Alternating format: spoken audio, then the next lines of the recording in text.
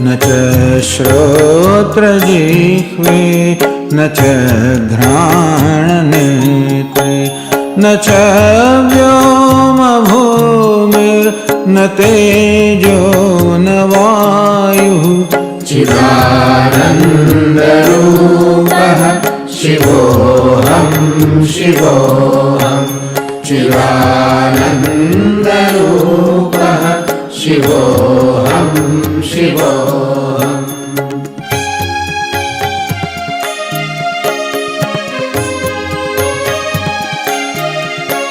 न च प्राणसंज्ञो न वै पञ्चवायुः न वा सप्तधातुर्न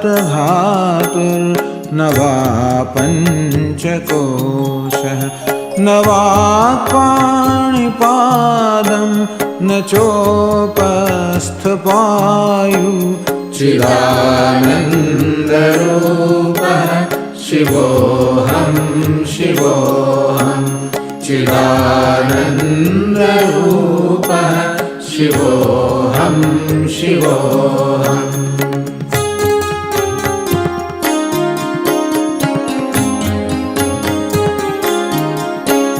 न मे द्वेषरागौ न मे लोभमोहौ मदो.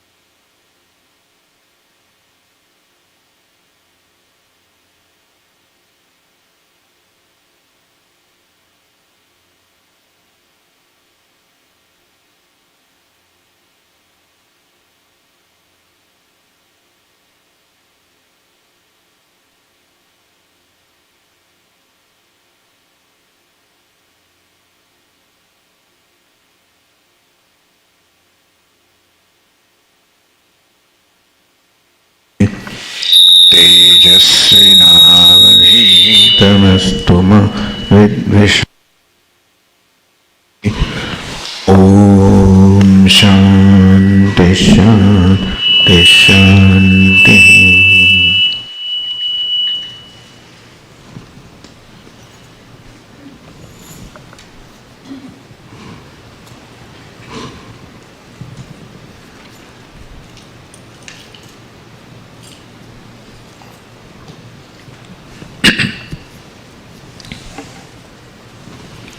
Welcome to all of you to this Satsang session.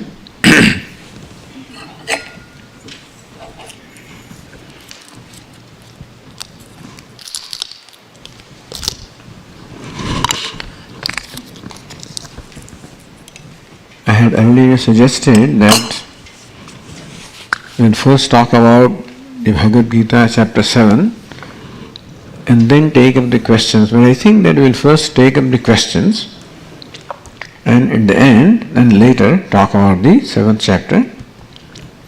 And if that raises any questions, then we can take them up also.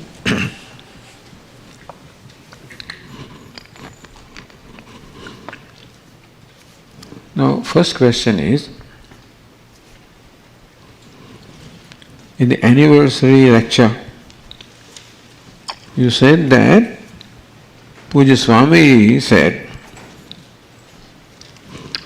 Satyam Jnanam Anantam is a Mahavakyam. I heard that it is the Swarupa Lakshanam of Brahman. Now, you may or may not be familiar with this, but this is a very famous statement from the Taittiriya Upanishad. Satyam Jnanam Anandam Brahma, which gives the Lakshanam, the characteristic of Brahman, of Ishvara.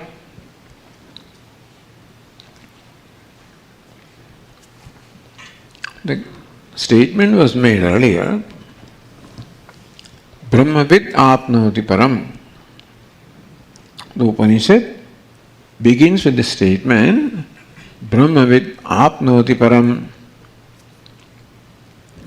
Brahmavid, the knower of Brahma, param apnoti, attains param, attains the limitless.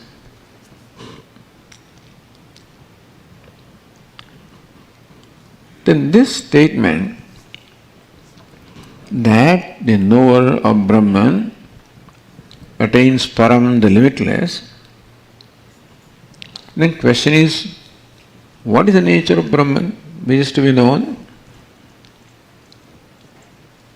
How it is to be known? What is meant by attaining limitless?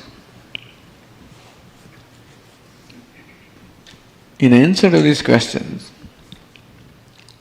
the statement is simple, the knower of Brahman attains the limitless. Knower of Brahman, what is Brahman? Knower of Brahman, how to know Brahman? Attains limitless, what is limitless? What is attaining? These questions arise from a simple statement like that. So the answer is given, what is Brahman? Brahman is Ishvara, God. Answer is given, Satyam, Jnanam, Anantam, Brahma. Satyam means truth. Jnanam means knowledge. Anantam means limitless. Brahman is truth, knowledge, limitless.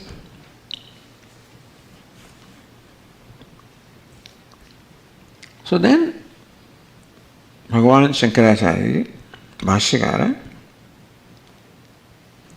analyzes the statement in great detail because this is a very important statement describing what is nature of Brahman. So this is describing nature called Lakshanam. Lakshanam means the unique characteristic of something that distinguishes it from everything else.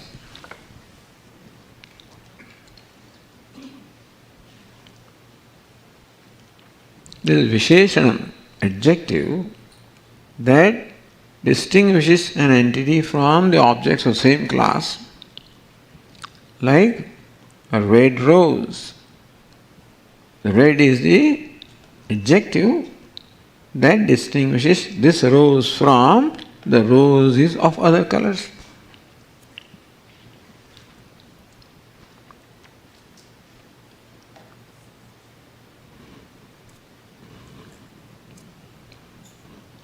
But if you give a description that does not apply to anything else, which distinguishes this from everything else, that's called Lakshanam, characteristic. So Satyam, Jnanam, Anantam. And the words are familiar. Satyam means truth. Jnanam means knowledge.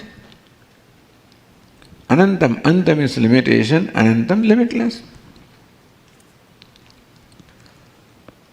This distinguishes Brahman from everything else. There is nothing like this, nothing other than Brahman that is like this.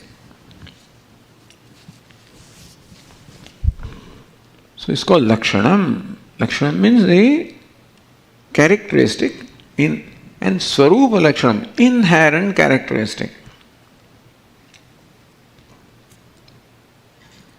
So this is how the statement is very well known, that this statement Satyam, Jnanam, Anantam defines Brahman.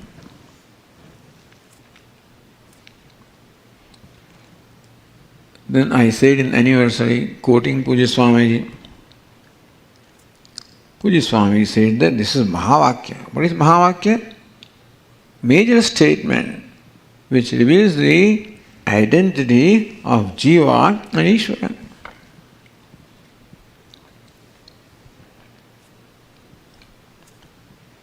So let us understand first Ishvara, Satyam, Jnanam, Anandam briefly.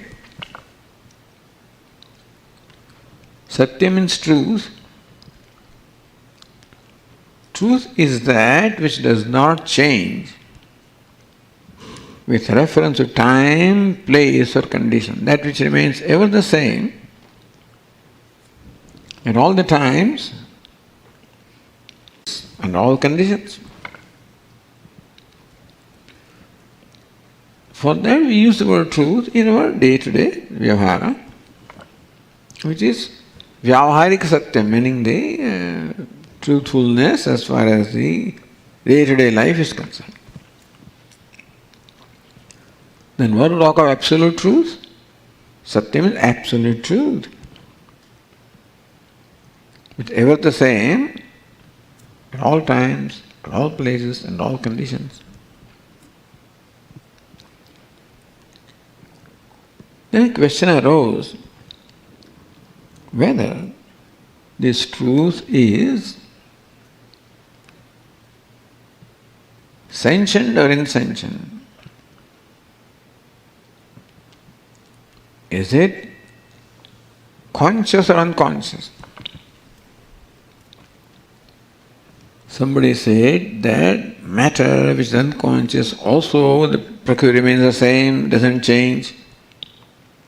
He says, no, it is jnanam, it is conscious. This truth or Ishvara is not only changeless, ever the same. In words of Puja Swamiji, the infallible, the most reliable, trustworthy, also conscious. Then the question came that conscious entity that I am and you are, well, we are all limited. I am a conscious being, all right, but limited to this body, mind, sense complex. And that applies to other conscious beings.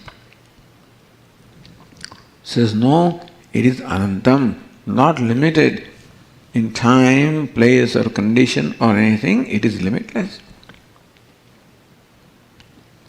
So truth, consciousness, limitless is how Ishvara is.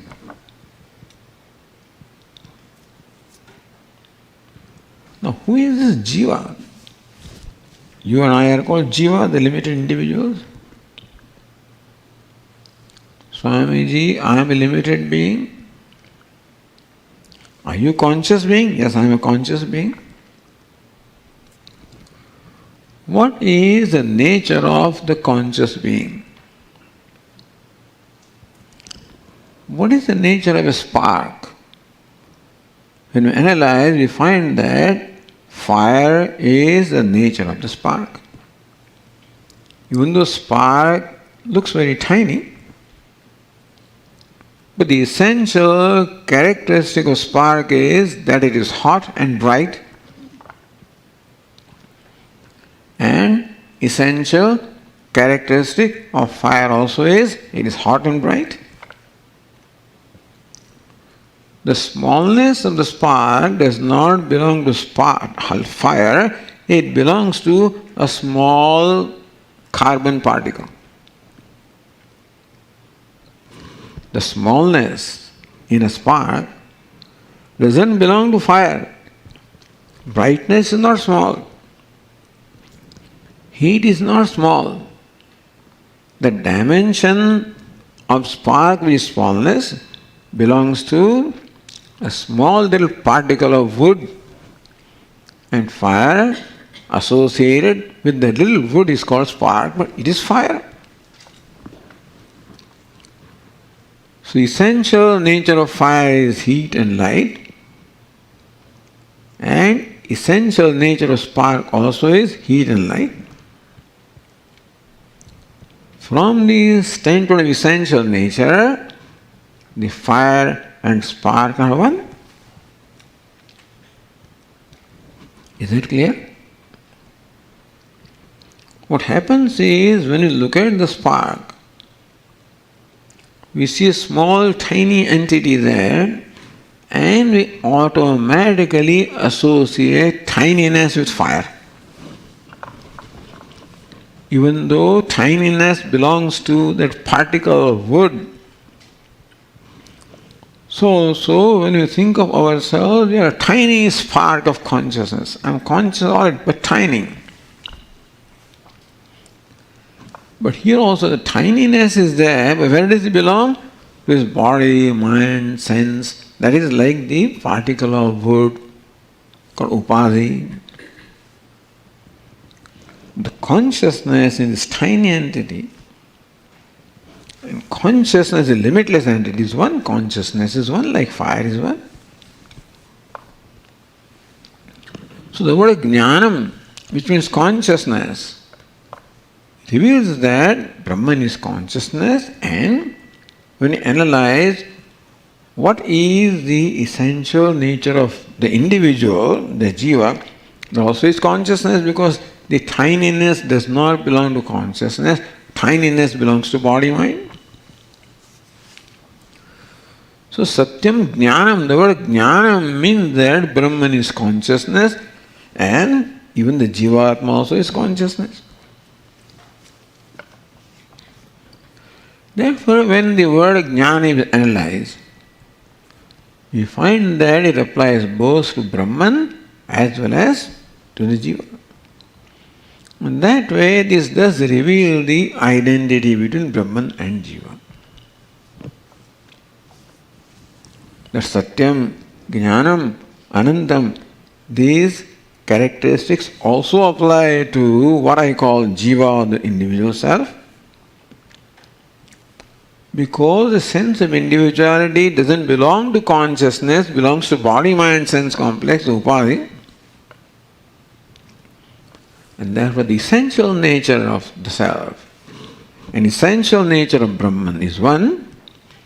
That way this statement also reveals the identity of Brahman and jiva.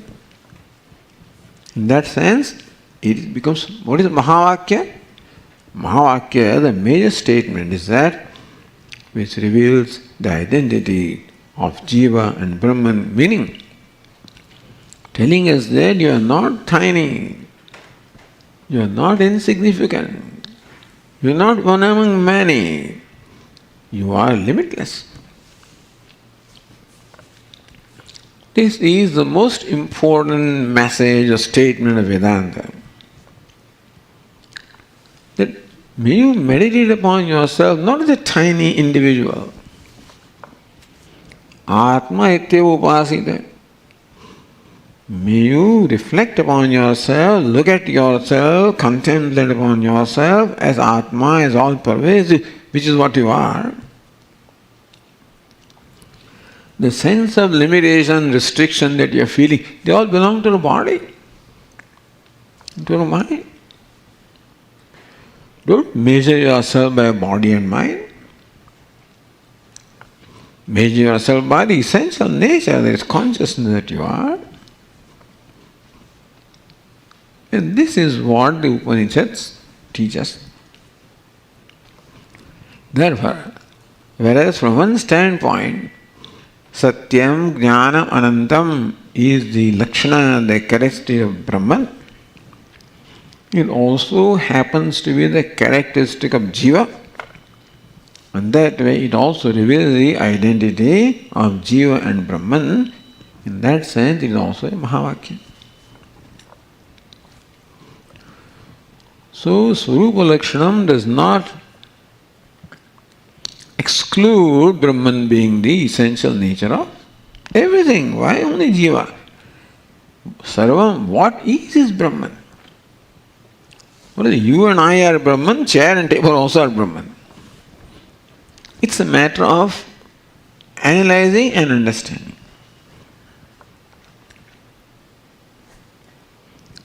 So this was one question, technical question. But hopefully this is a very important topic, and there hopefully it is clear to everybody how how we should look upon ourselves. How should we judge ourselves? How should we value ourselves? We're not talking about being proud or arrogant, just being realistic. When we think about ourselves as a small, limited individual, one among countless beings, that is not doing justice to ourselves. We are constantly doing injustice to ourselves by thinking in this way. And that is how we are essentially pulling down our own self in our own perception. We want others to respect us, but we don't respect ourselves. So Upanishad begins with the self, which is where all the problems are and which is where all the solutions are. Satyam Jnanamanandam. So this was the first question. Second question is also about Brahman in a way, where Brahman is described in different words. Taittiriya Upanishad says, Satyam Jnana Anandam Brahma. For Ishvara, the word that is used there is Brahma, which is a nominative singular Brahman. Brahman is the Pratipadika, and nominative singular is Brahman. In Chandogya Upanishad, 6th chapter, same Brahman or Ishvara is described with a different verse. Sadeva Swami Idamagrasit Ekameva Dvitiyam. This is the 6th chapter of the Chandogya Upanishad, which is in the form of dialogue between sage Uddalaka and his son Shvetaketu. The son becomes a disciple. And then the teaching begins. The opening statement of the teaching, where the teacher, who is also father, says to disciple is also son. Hey Somya, O pleasing one. He is pleasing one not because he is son, that of course he is, but he is pleasing one because he is a disciple or because he is a seeker of knowledge. What pleases a teacher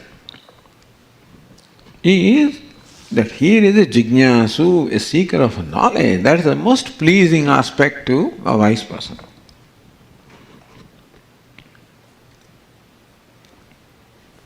Idam, look at this creation. Now, then the approach is of a different nature. Looking at the universe that we come across and that we interact with every day, these basic questions arise in our mind. Sometimes the question starts with, who am I? What's the nature of Ishvara? Or what's the nature of the world? So here, the teaching begins by explaining to us what is this universe that we are confronting, experiencing.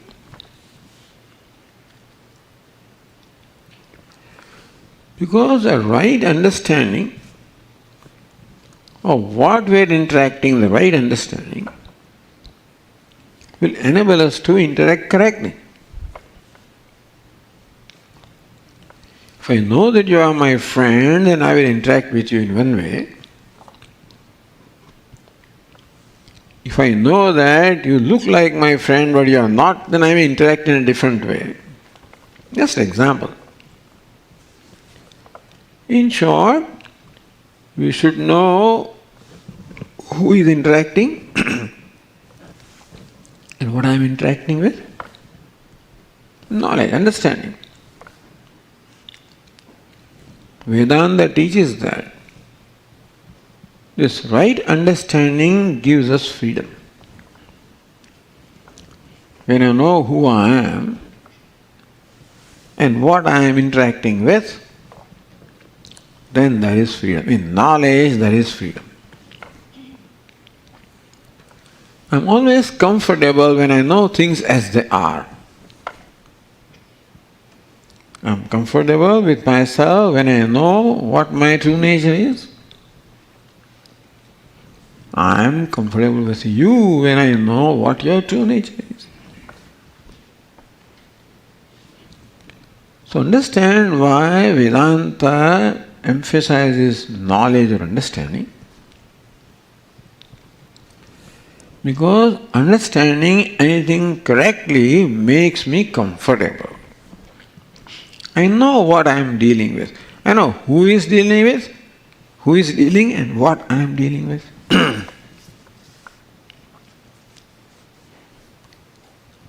Fortunately, who is dealing with happens to be Brahman also. And what I am dealing with also happens to be Brahman. Suppose we knew that, we understand that. We'll be totally comfortable. There is comfort in knowledge. In right understanding, there is comfort. I know what I am talking about. Whether it is medicine, engineering, any kind of a thing, when you know what you are dealing with, doctor knows what is the matter with the patient. A scientist knows what is the nature of the thing that he is dealing with. A mechanic knows what exactly is the matter with his vehicle. So you know, have the right diagnosis, with the right understanding, then you know what to do. And there is comfort. These are just crude examples I am giving you. Because we don't understand the importance of knowledge,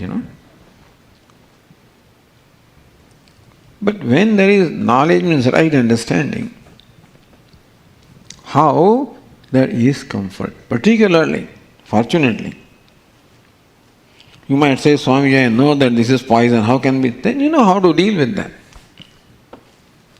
This is ambrosia, I know how to deal with it. But luckily, what is Brahman? What is wonderful, beautiful. That I am beautiful, you are beautiful, what is beautiful if that is how we knew? Imagine. What else do you need? That's what Upanishad wants to teach us. And every Upanishad teaches the same thing with a different perspective, different approach. That's why we study so many Upanishads. So, in the 6th chapter of Chandogya Upanishad, the teacher begins by saying, Hey Somya, hey O pleasing one, in all this universe of names and forms, which is what we come across, what's Sat? Sat is another word for Brahman. What is Sat? Is Chit. What is Chit? Is Ananda. So sometimes the word Sat is used, which means Satchidananda. Sometimes Ananda is used, which also means Satchidananda. So Chit or Jnana is used, which also means Satchidananda. So any one word used means everything else. What is Sat is what is Chit is what is Ananda. Hey Somya, oh good looking one. This universe of names and forms before its creation was Satchidananda, was Brahman. That's wonderful. Can I go back to the beginning of the creation and then, so I will know Brahman? Says this, before it was created, was Brahman. How nice would have been had I been there, before it was created. But you would not have been created also. But the good thing is, not only it was Brahman before it was created, it is Brahman even when it is created. That is what Upanishad wants to teach us.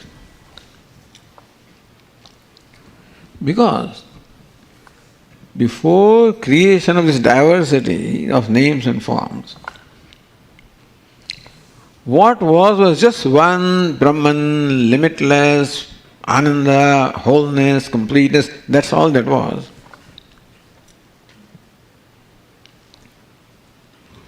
No, that is nice to know, but so what?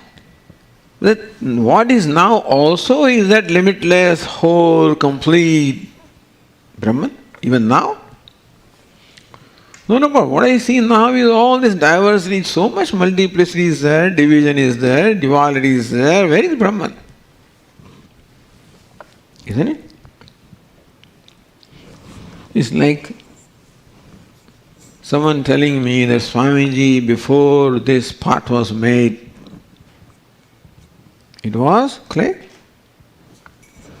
Not only this pot, but before any number of pots and pans and all kinds of vessels, before they were made, they were clay. So question is, after they're all made, what are they? Now you may have pots and pitchers and vessels and plates and all kinds of, vessels may be there made of clay. If all of these number of vessels were clay before their creation, what are they now?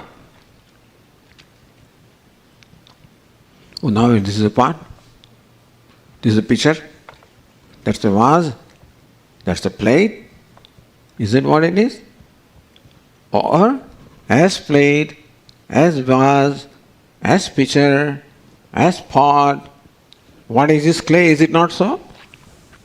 That's a matter of understanding.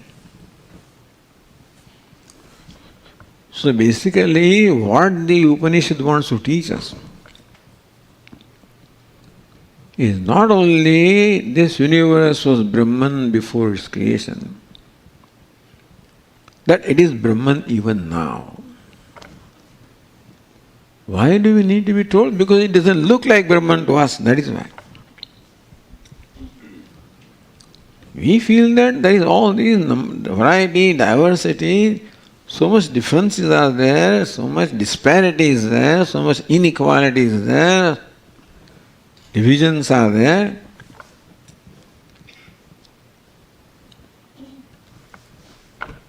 If this understanding that the world is different, I am different, if that did not create a problem in your life, it doesn't matter. If wrong understanding does not create a problem, doesn't matter. Who cares? For a long time, people thought that the sun revolves around the earth. It did not create any problem. Yes, not to you and I. There may be some physicist somewhere, some problem may be there, but basically, it did not affect anybody's life.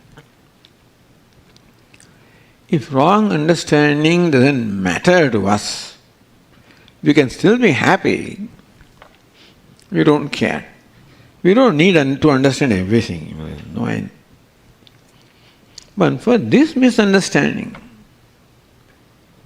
about I and about you, and that understanding that I have that there are many, diverse, divided, exclusive, unfortunately, that is the cause of all our unhappiness. What we are constantly trying to become free from is unhappiness, sadness, dukkham. And we are struggling constantly to get rid of that which we think is cause of dukkham. This causes unhappiness, get rid of that. This thing does it, get rid of that. This seems to give me happiness, get it. So this is what my life is. What I look upon as a source of happiness, I want it. What I look upon as a source of unhappiness, I want to get rid of it. Thus we have been struggling from the time beginningless, and there seems to be no there's no resolution at all. You're not arrived at a sustained happiness or freedom from unhappiness. You're not. Because unfortunately nothing is causing unhappiness. It is our understanding of that thing that causes unhappiness. Understand this. You don't cause unhappiness. But my understanding of who you are, that causes unhappiness. The rope does not cause unhappiness. That's a snake, that causes unhappiness, not rope. That my understanding that this object is a snake creates fear in me. Rope would not do that.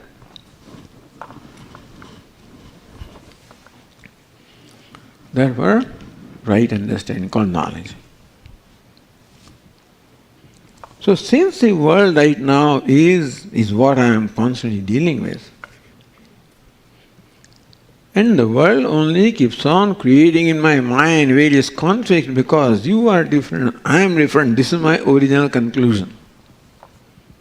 That I am this much and you are out there. When you are out there and different from me, then I have judgment about you, whether I think you are reliable or not reliable, you are a friend.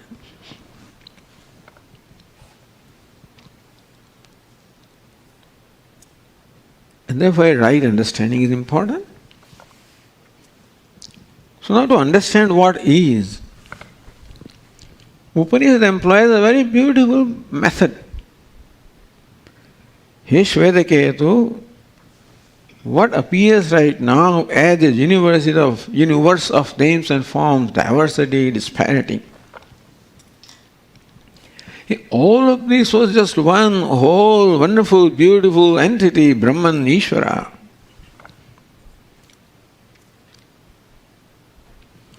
How would you like? Oh, it would be wonderful. That what I am interacting with is whole, complete, beautiful. Not only what I am interacting, the one who is interacting is also whole and complete. So to help us understand what we are dealing in present, first of all our attention is brought to what it was before this diversity was created. Sadaiva Soumya, He Soumya, all of this Sat was Sat, existence, limitless, whole, complete. Satyam Jnanam Anantam, another word. Oh, that's wonderful. Now the teacher wants us to see this, that now also what is whole and complete. Now also. And I should include everything. I should not only is there, it includes everything. What is? What is whole? What is complete? How can it be? So how do you understand now the diversity?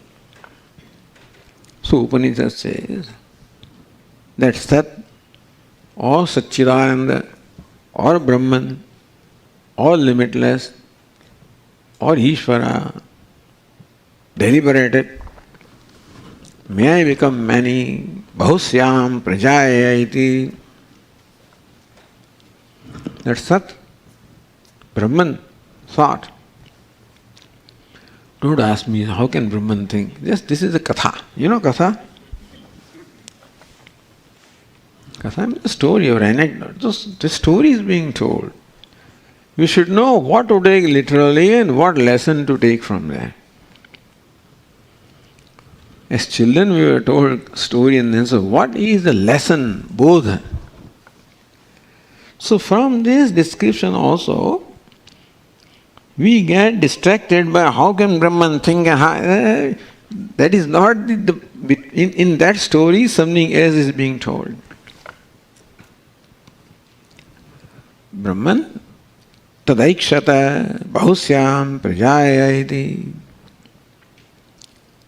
That devata, that self-effulgent being, consciousness, thought, may I become many. And the element fire was created. It became fire.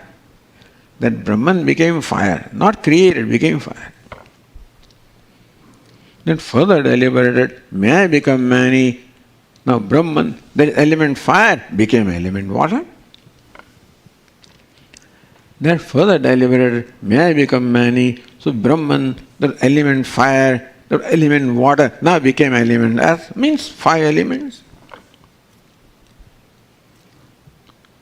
Now may enter these 5 elements as a self and may I manifest in names and forms. So Brahman has entered those 5 elements and manifested as the universe of names and forms. This description is to tell us that Brahman alone is what it is at every stage. When we are told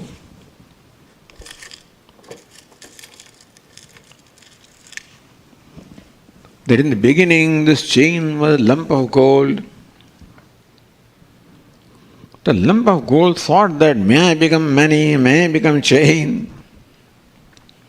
And it first became, lump became a rod and became a wire and became thin wire. And then it was cut into a number of pieces and each one was rounded into a ring and then they were all tied up and then became a chain. How can gold think, hey, this is a story? What's the moral of the story? That what you see now as chain is nothing but gold. Because nothing else than gold was there to begin with. No, but gold became a rod. What is that? That is another name of gold. Rod became wire, another name of gold. Cut into pieces, another name of gold. Became rings, another name of gold. Became chain. To make the story interesting, he says, now the chain thought, and the wire thought that may I become a ring. The ring thought, may I become chain. So don't get distracted by this, how can ring thing and stuff like that. Point is that it is the names and forms change, the substance is the same. It is gold at every stage because there is nothing other than gold there to come. Therefore, just gold seems to assume different names and forms. Meaning that a name and form need not change the substance. So the question is, how come, why should Brahman become many? Why should Brahman think? It's not thinking and becoming. It is to explain what is this universe. The moral lesson is this universe of names and forms is nothing but gold, which is Brahman. These are all different ornaments. Imagine. I am an ornament, everything is an ornament, including chain, whatever is all names and forms. Imagine ornaments. What is the basic substance? Brahman. How can Brahman become this? The idea is that suppose it was gold that became ornaments, what it means is what appears as ornaments of names and forms is nothing but gold. So also what appears as a universe of names and forms is nothing but the original substance, which is what? Brahman. How can it become? Don't worry about, what is the moral here is that what is Brahman? They are trying to explain that to us. Now you visualize that or you deliberate upon that. Now, we go back to the spark and fire. Fire does not become many sparks. Fire appears as many sparks. With association with the particles of carbon, one fire appears as countless sparks, right? So also, with association with this little piece, particles of body, mind, sense complex, Brahman, one appears as many living beings, many names and forms. Don't ask how. Don't ask me what is the equation, how do you divide. It's not a division. It is to understand that what you are right now experiencing is Brahman in each form. Just as what all you are experiencing as all these different ornaments is only gold. Which means this form is not important. What is important is gold. This form is not important. What is important is gold. To recognize this as gold, there is something is required on our part. What is it? That ignore, be indifferent to what the form is. That's all. Not hate it, not reject, just be indifferent. Meaning that be open, accommodating to any form. That this is long and this is round and this is, different. Don't worry about the shape and forms and rows. Accept it equally, gracefully, lovingly, and then what you see is gold. So to see gold in this small little ornament, it is necessary. That smallness is incidental. You follow? Gold is essential. In the bangle, the roundness is incidental. Gold is essential. The chain also, chainness is incidental. Gold is essential. So everything in the universe is a union of the incidental and essential. Understand? What is the incidental? All the differences, diversity, name and form is all incidental. Devatiring naradishu says Drukdusha Viveka. In the 5 elements, in all the beings called Devata, Manushya, animals, etc., in all of them. Abhinnaha, Satchidanandaha, Vidyate, Rupanamani. Names and forms all vary. They are all incidental. Abhinnaha, Satchit, Asti, Bhati, Priyam, Satchit, Ananda is non-different. How can you say Satchidananda Swamiji, this is an evil fellow? Yeah, that evilness be indifferent. Satchidananda comes in various forms, becomes evil also. Devatiring naradishu.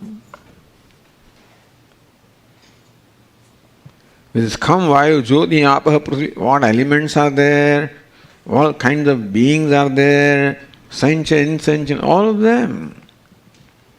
Same Asti Bhati Priyam comes in different names and forms. So they teach us, be indifferent to name and form. Upeksha na rupe dve satchidananda tatparaha. Now in looking at anything, upeksha na rupe dve, dve na rupe upeksha. Be indifferent to name and form. Indifferent means be accommodative. Be accepting. Have no reaction, no likes and dislikes. Be accepting. Be accommodative. Be loving. That would be even better. Names and forms. Then, when the names and forms now they do not impact you, then you can see that what is Asti, Bhati, Priyam. The same as Satyam, Jnanam, Anandam. So therefore, Chandogya describes like a story. Question is, why should Brahman become one? Why should he become many? Why? It's not why. It is what is, that's what we are saying right now, understanding. Vedanta does not explain why, Vedanta explains what. Science doesn't explain why, explains what. Isn't it? Why is fire hot? I don't know. It is. Why is water cold? It is. So, even if you understand why, it doesn't matter. What is important is what. Why this happened to me? Forget it. What is happening and deal with that. Famous statement attributed to Bhagavan Gautam Buddha is that when you are stuck with an arrow, don't ask this, who shot the arrow? What's the metal of the arrow? What kind of poison is it? Forget about it. Pull out the arrow. Treat the wound first. So why is, first understand what, then question why will not remain. So it's not that why did Ishvara create this, why did he become many. That is just the story is not giving the reason, story is to explain what is. Now what is Brahman? Sarvam Khalvidam Brahman. What is Brahman? What is Ishvara? This is what Upanishad wants to teach us.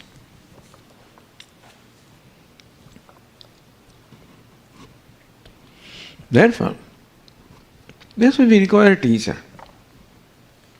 We get lost otherwise. As to what is the purport, what's the tatparya? What is the lesson that we learn from that? What is the intended meaning? Otherwise we can get, that is why we require Guru. Why do we need a teacher? We can directly study, you can directly, then these questions will arise. Why should Bhagavan become... I am not trying here to promote a teacher or guru or anything, but I am just telling the need for that. How sometimes taking things literally can confuse us and throw us off. So we should know what is the intention why this is being told. What is the vivaksha, what is the intended meaning of something. For that we require. Anyway, that's by the way. But these questions arose because of taking these passages literally. Why should Ishvara do this and why not?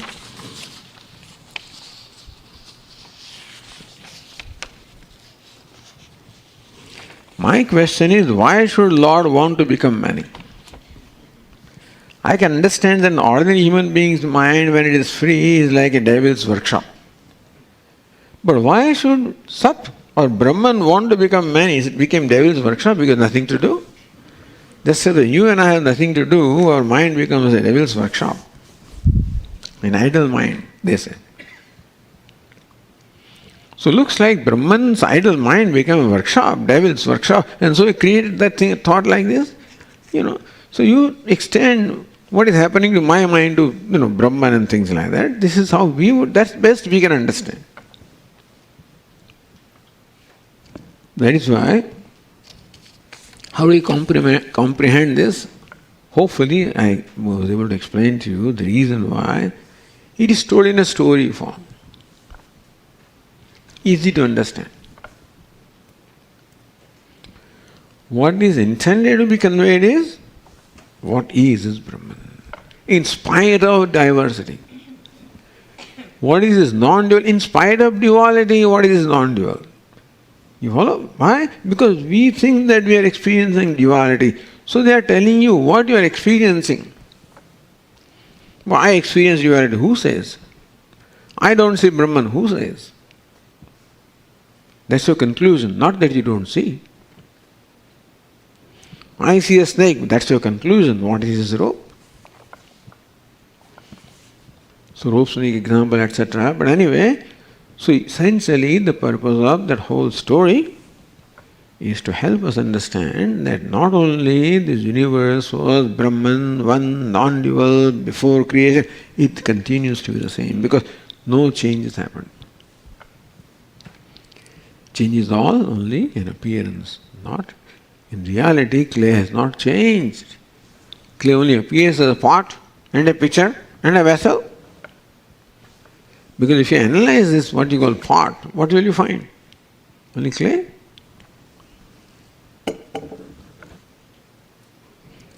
Somebody says this is a pot Swami. This is another expression I heard, that's interesting. A pot Swami. All right. So, not about me, but whatever, even if they tell about me is okay. But then, what kind of conclusion, what do you understand from this thing? I don't know. After listening to Vedanta and these outstanding teachers, we are not ordinary people here. And these are the kind of thing that people think and understand. I just do not know who we are talking about. And what is the result of all these years of talking? I do not know. That this is a pot Swami. I'm not aware. If they told about me, it's all right. Told about somebody else. Pot Swami. God bless you. Okay.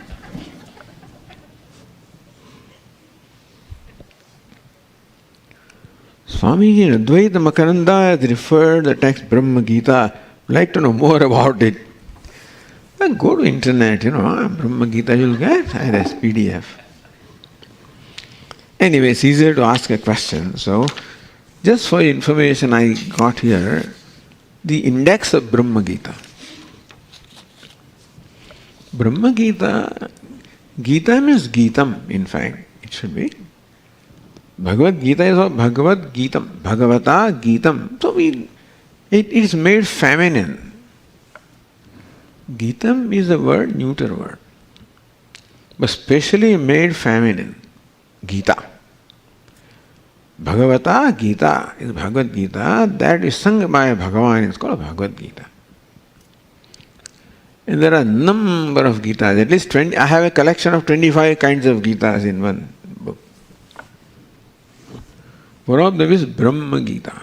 Brahma here stands for Brahmaji, the creator. Brahma Gita means Brahmana Gitam, that which is sung by or that is taught by Brahma. So this is a dialogue between God, Brahma, the creator, and Devatas. So Brahmaji is teaching Devata. Same thing, the Vedanta is taught there.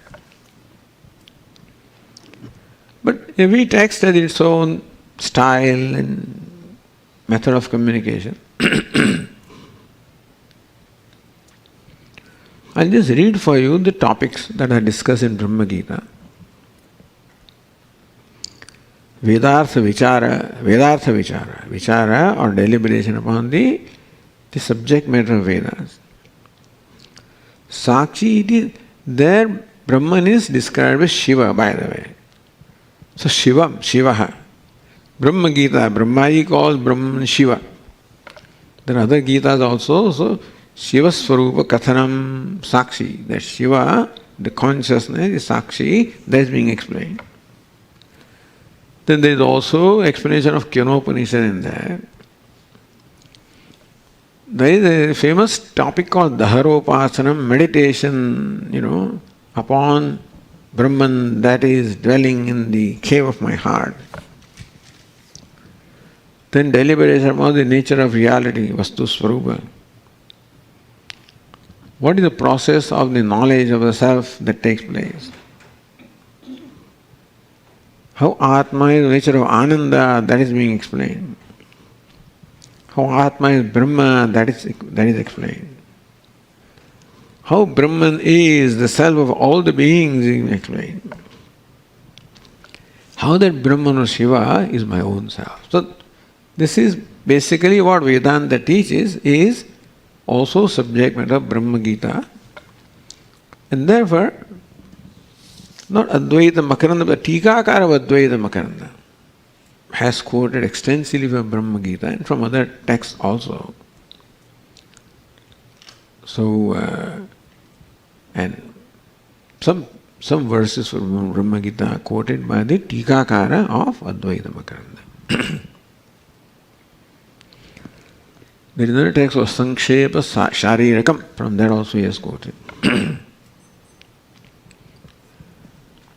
So, as I just said, that the basic subject matter of Brahma Gita is also the same as that of the Upanishads.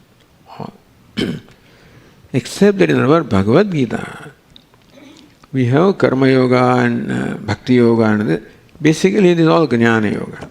And a little bit of Upasana is there in Brahma Gita.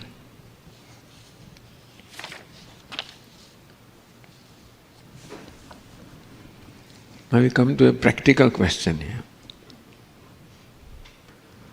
Most of the Gita Vichara groups seem to conduct the classes on their own, natural, and invite an Acharya once a year for Satsang.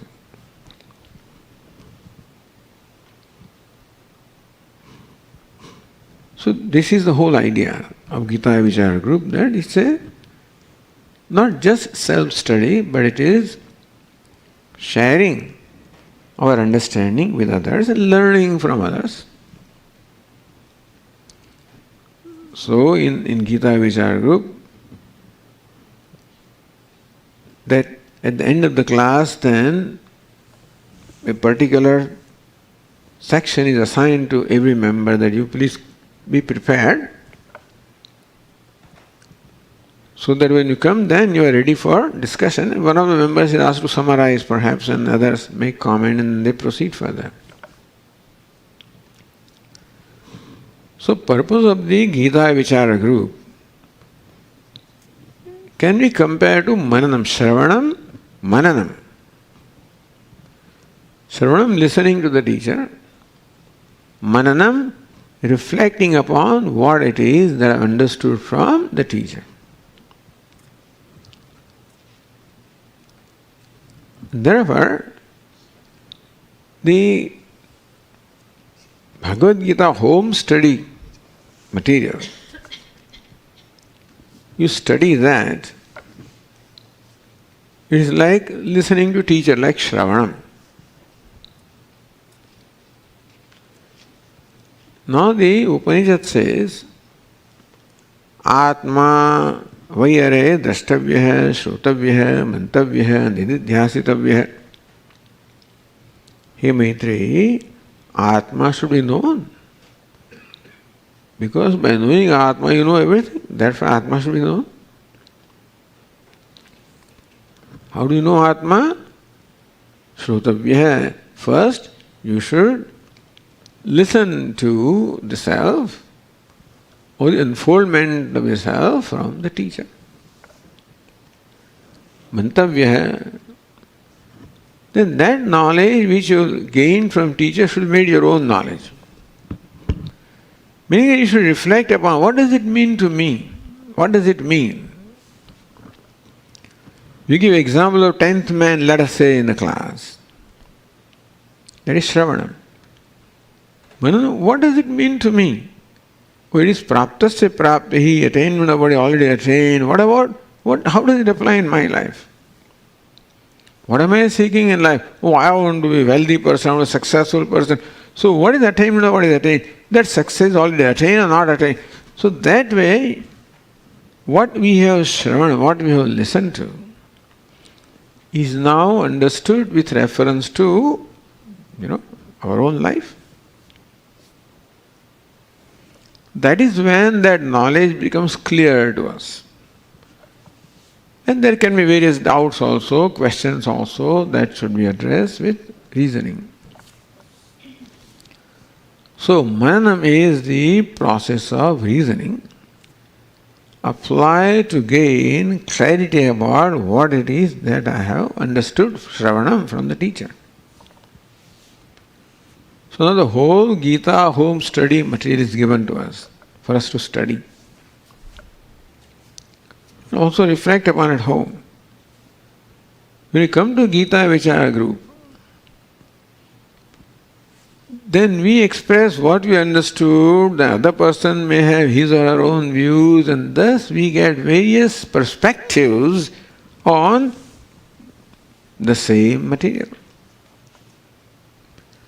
It may be the same perspective, it could be a different perspective. Ideally, in the discussion in Gita Vichara group, we should share with others whether how I have discovered the validity of this in my life. You can tell your own experience of what you know, and what this says, the text says, makes sense to me. And thus everyone also shares their understanding, their experiences. And then everyone gets to learn something from others, the wisdom of others. We all share our wisdom. In the spirit of sharing and understanding and learning. That's the purpose. So in our Shastras, they talk about three kinds of discussions. One is called Vada, a kind of discussion or samvada, dialogue carried out between members of a group, where the prayojanam purpose is to arrive at the truth, to understand the truth. Understanding is the purpose. The second kind of discussion can be called jalpa, wherein I want to prove you to be wrong, something like that. Vedanta, I want to prove myself to be right. So the thing is, there can be a discussion for proving myself to be right, or proving you wrong, or arriving at the right understanding. So sometimes it is likely that discussion may get distracted, where people may want to prove that I am right, or want to show that you are wrong. It can happen, it does happen. Human mind may what it is. That we feel comfortable when we are right, or we feel comfortable when somebody is wrong. So very often there is an attempt on our part, even in our ordinary talks also. No, that's not right, this is right. I know it. So very often the tendency is to prove myself right by proving the other one wrong. And this is the normal discussion that take place, which are unhealthy discussions anyway, which creates all kinds of problems at home and everywhere. Lots of problems that happen in the family also are due to this wrong way of discussions and presenting. If communication is the purpose of communication, is to arrive at the truth or understand the truth or share the truth and be sympathetic to other person. Suppose other person does not quite understand, if you are sympathetic, then you may take a little bit of pain to explain. If that is the spirit that is there in any, say in Gita Vichara group, then it's a great blessing that each one benefits from the learning of the other. Some people are more learned, and that's good. Some people know more Sanskrit, more Vyakaranam, more grammar. Some people may have studied more texts, somebody may have thought more. So everybody may have something to contribute. So rather than utilizing my contribution as a way of proving myself or asserting myself or making myself visible or etc., etc., if my spirit is to share it with others,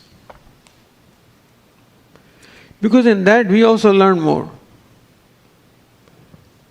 When we communicate what we understand, the communication requires that we should have clarity about what we are communicating. And therefore, that mananam, or even this communication also helps us gain a further clarity. So that should be the spirit of any group and also Gita Vichara group. That if one or two or three members are learned, that's a great thing because other members can benefit from that.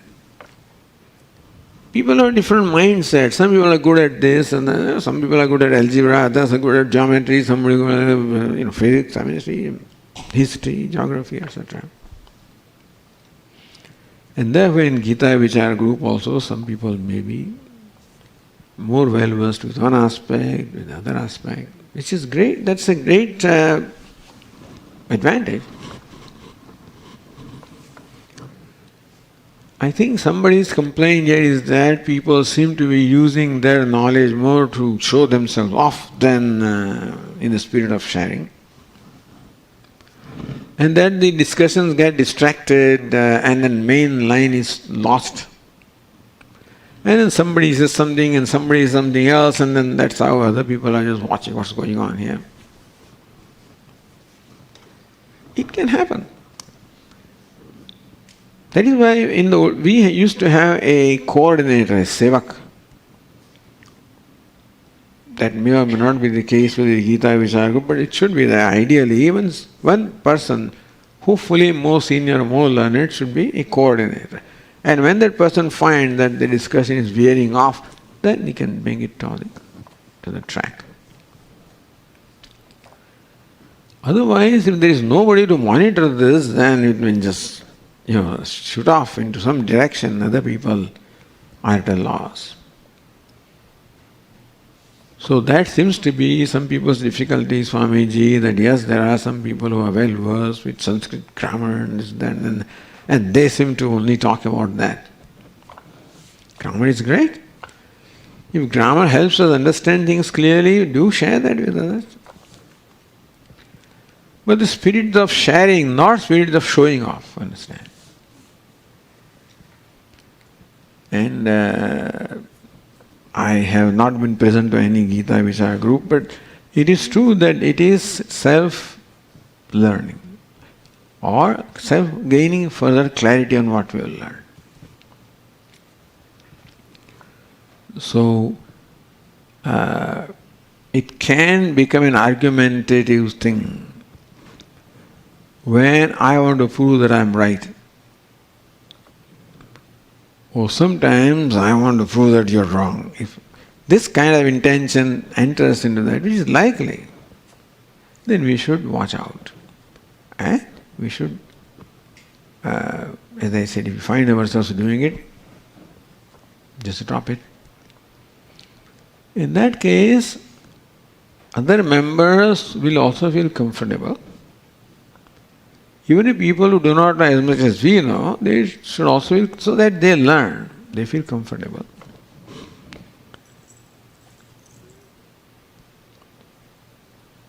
So, it is true that Guru is not present in every class, but we become our Guru. And we observe the spirit of this whole thing is to share. Not to show off, but to share.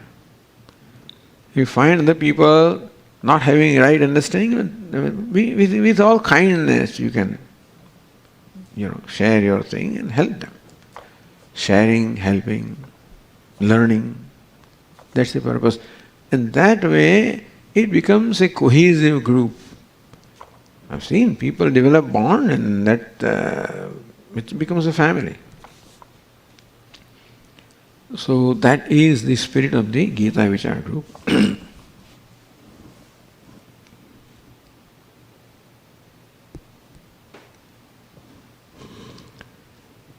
Next question. We would like to know more about Nirguna Manasa Puja. Puja, number one. And Manasa Puja, Nirguna Manasa Puja. That's interesting, isn't it? But anyway, for your benefit here, I'll just give you an idea of. There is a stotra or hymn called Para Puja. Has anybody heard about it? Para Puja. Param means the supreme, the limitless. Nirgunam Brahman, Nirvishesham Brahman means Ishvara Brahman, who transcends all the attributes, all names and forms. That's called Satyam, the absolute truth. So the way to worship is, how do you worship? How can you worship? That is how the question is. Akhande Satchidanande Nirvikalpaika Rupini Sthite Dvitiya Bhavesmin Katham Puja Vidhiyate.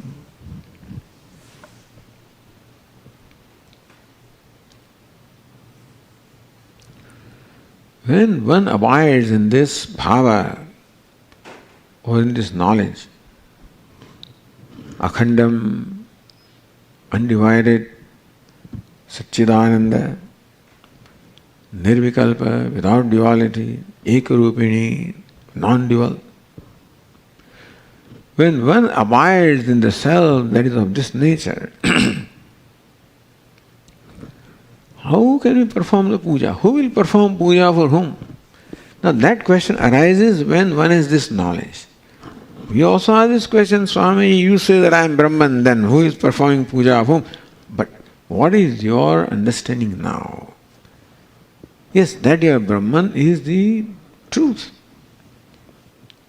is the ultimate possibility. But right now, when I think of myself, in my mind what occurs is only a Jivatma. As long as that is my present experience or my present perception, so long I am a Bhakta and I worship Bhagavan, which is ultimately my own nature. You can say you are worshipping yourself, you as you find yourself to be, you worship you as you are ideally, to bridge that gap. Purpose of worship is that this distance created by ignorance is to be bridged two ways, one by knowledge, other by worship. So all forms of worships are there. It is true that I am worshipping myself ultimately, but for that to become my knowledge. So the worship that takes place in the realm of duality is meant to progressively grow out of duality. Just as we use a pole vault to lift ourselves to say height of 5 feet, you drop that pole and cross that barrier. So also in duality, in Dvaita also, specific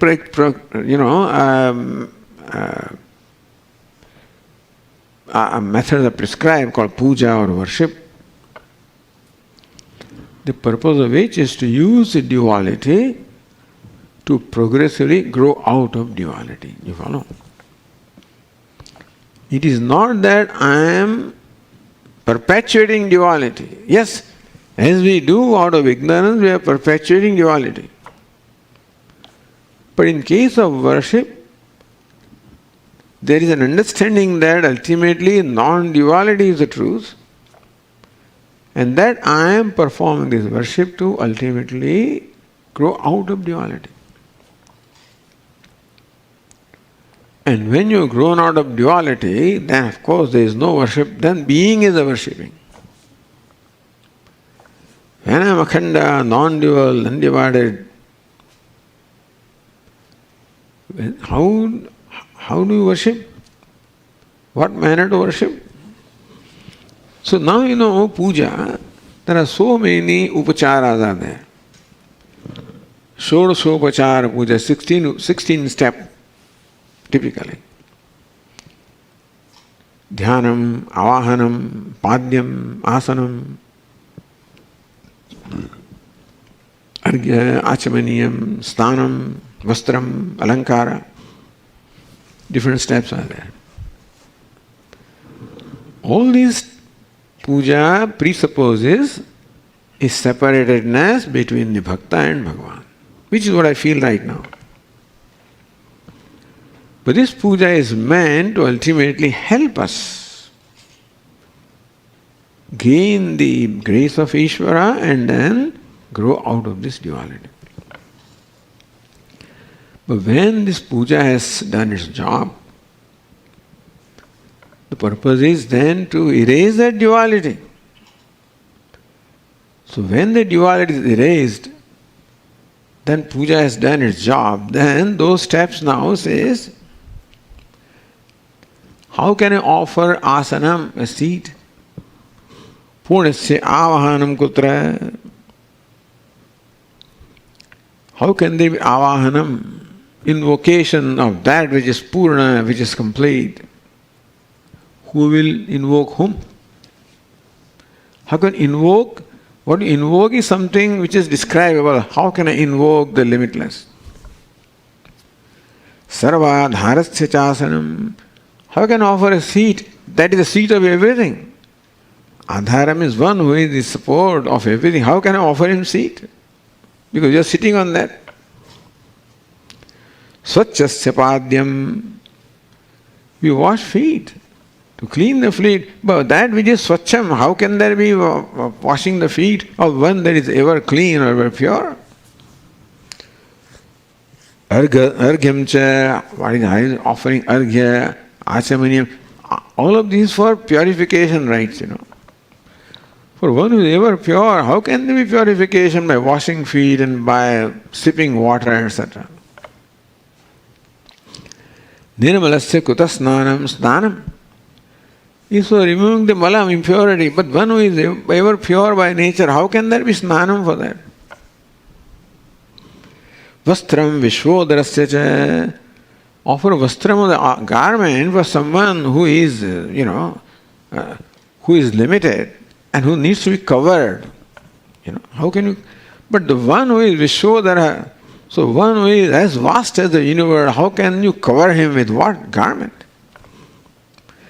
So this is the way to contemplate upon the Nirguna Brahman. The question is Nirguna Manasa Puja. This is how the Manasa Puja is carried out. In each case, it is the same Nirguna. Agotrasya Svarnasya Tva Avarnasya Kutastasya Upavitakam. Then you offer Upavita, one of the after, Snanam. Upavita is, then you recite Gotra and Varna. Then you, who is Agotra Avarna? Adreshyam Agrahyam Agotram Avarnam. So this is how is no Varna, there is no color, no caste. No Gotra, no origin. How can you offer Upavita? For offering Upavita, you must first announce or recite this Gotra, etc. Nirlepasya koto gandha, you offer gandha, chandana. Or you can anoint it with chandana. But he is nirlepa. One who cannot be anointed, how will you anoint him, with sandal? Pushpam nirvasanasya cha, offer pushpa, which is for fragrance. But one is nirvasanam. You heard of any vasana of fragrance, how do you offer pushpa? So this is how this beautiful composition describes the worship or contemplation of Nirguna Brahma. You as though carry out each step by showing how that each step is impossible for Nirguna Brahma. So I was doing all of this for Saguna Brahma, now I become identical with one. So how can there be? So same steps can now become the means of contemplating upon the Nirguna Brahma. This is called Parapuja, that's the name of this stotra.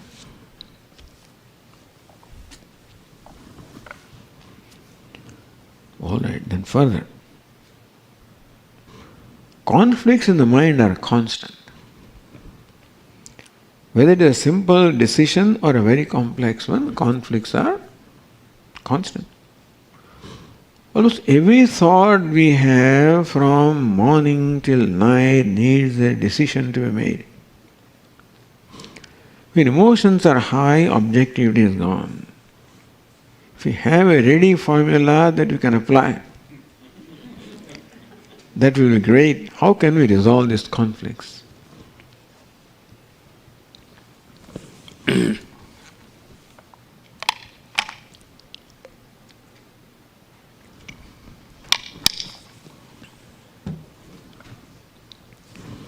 First, we should understand what do we mean by conflict. Is it anxiety that is bothering you? Is it fear that is bothering you?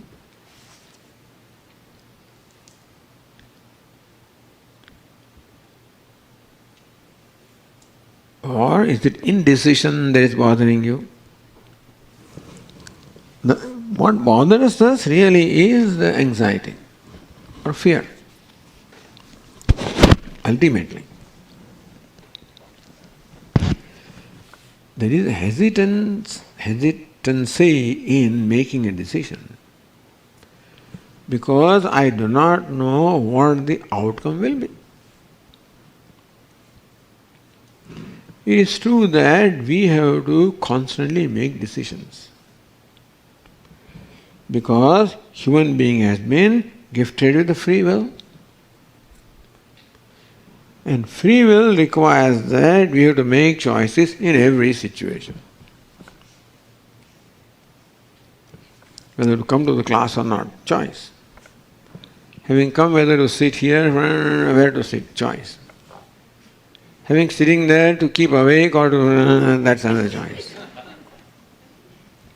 And so choices are there, and we have to make that choice also. Not only there are choices, but there is no choice in making a choice. That's the problem.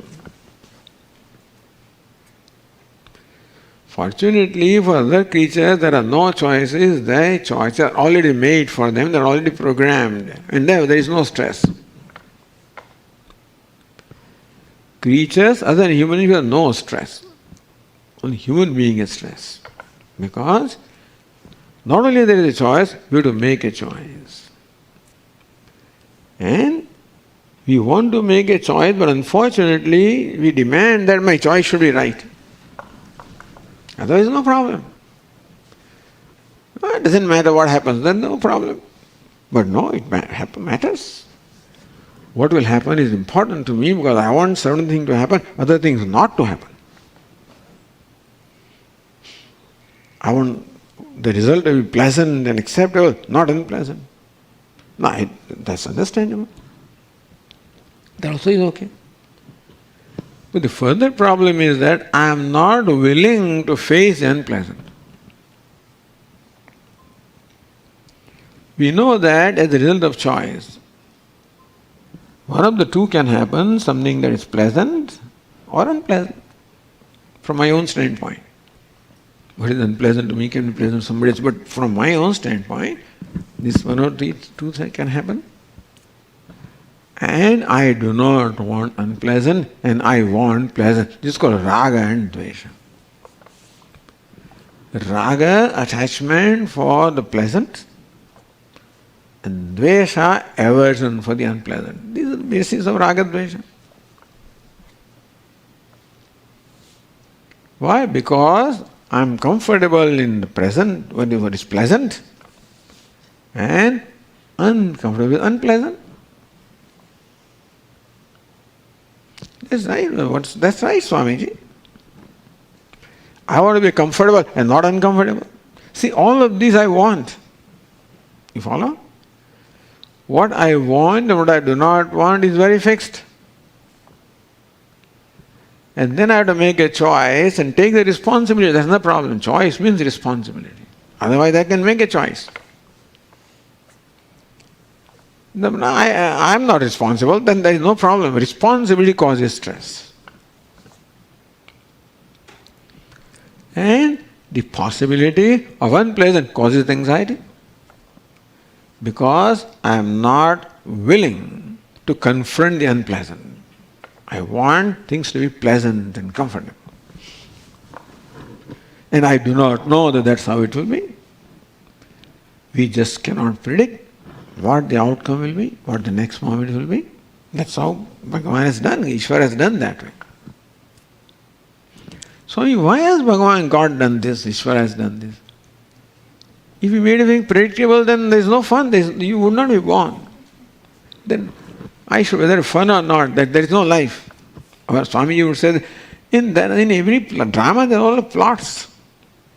Without plot there is no drama. If the outcome is certain, there is no drama. That he is a man who is very bright, very brilliant, and therefore always scores first rank in every class and wins every sports event, and he always gold medalist everywhere. He goes to university, he goes to PhD, he goes wherever he goes, he's always brilliant. So you describe his story. He won the gold medal. So how long will you listen to this thing? Then now he has a son. We some same thing. His wife also same thing.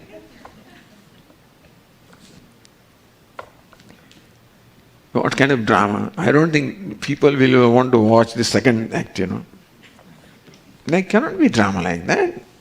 There are going to be plots. Somebody fails, somebody happy and unhappy, fighting and running away. In Indian movies, somebody runs away, all kinds of things. Then only is interesting. Meaning that life is unpredictable. That's how it has been made. And we have to accept that reality. Our Puja Swami say that we should teach our children unpleasantness also is a reality of life. The extent to which we are willing to even accept unpleasant, because we can't change it. God, give me the serenity to accept gracefully what I cannot change. Outcome I cannot change. Therefore, the willingness to accept gracefully whatever the outcome. That doesn't mean that we don't try for the best outcome. Yes, you will. Give me courage to change what I can. So use your courage and ability to do the best that you can. Not that we want unpleasant. We work for the pleasant. But we know very well that we are not the ones to call the final shot. That's the reality. Which is good. Good that he has kept that in his hand. Because suppose all pleasant things keep on happening, how do I know that it is good for me? How do I know that unpleasant is not good for me? After all, when a sculptor is shaping or forming a rock and make a beautiful form out of that, he's not very kind to that rock. Without chisel and without hammer, nothing can happen. The poor rock has to go through a lot of pain. But then there is a lot of gain at the end of the pain. If it is righteous pain, not just pain. If we go through pain with right attitude, then that pain becomes a means of our growth. If we go through pain with wrong attitude, that pain breaks us. That same stone, if a rock, it did not cooperate with the sculpture and turn out the face, it will break down. Fortunately, the rock doesn't have the freedom. But we have the freedom. So God is trying to shape us. I turn away and I get hit. So God gave me the serenity to accept gracefully what I cannot change. Outcome I cannot change. Future I do not know. I cannot control. And give me courage to change what I can. Give me courage to do the right thing. Let me have the courage to live a life of values, right values and attitudes. And then you will be much more confident about yourself. When you know that you are honest, you are hardworking, that's the best you can be, and you will be confident. And more ready to accept whatever the outcome is. So I realize that yes, life is full of conflicts. But by conflicts, if we mean these anxieties, then that is our choice. Decisions, yes. And that a decision may require deliberation, that also is yes. That we may not always know how to make that decision, that also may be so, we may need to consult.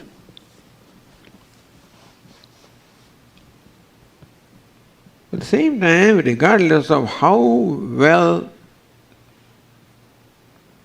thought of our decision is, it is still likely to bring about an unpleasant outcome.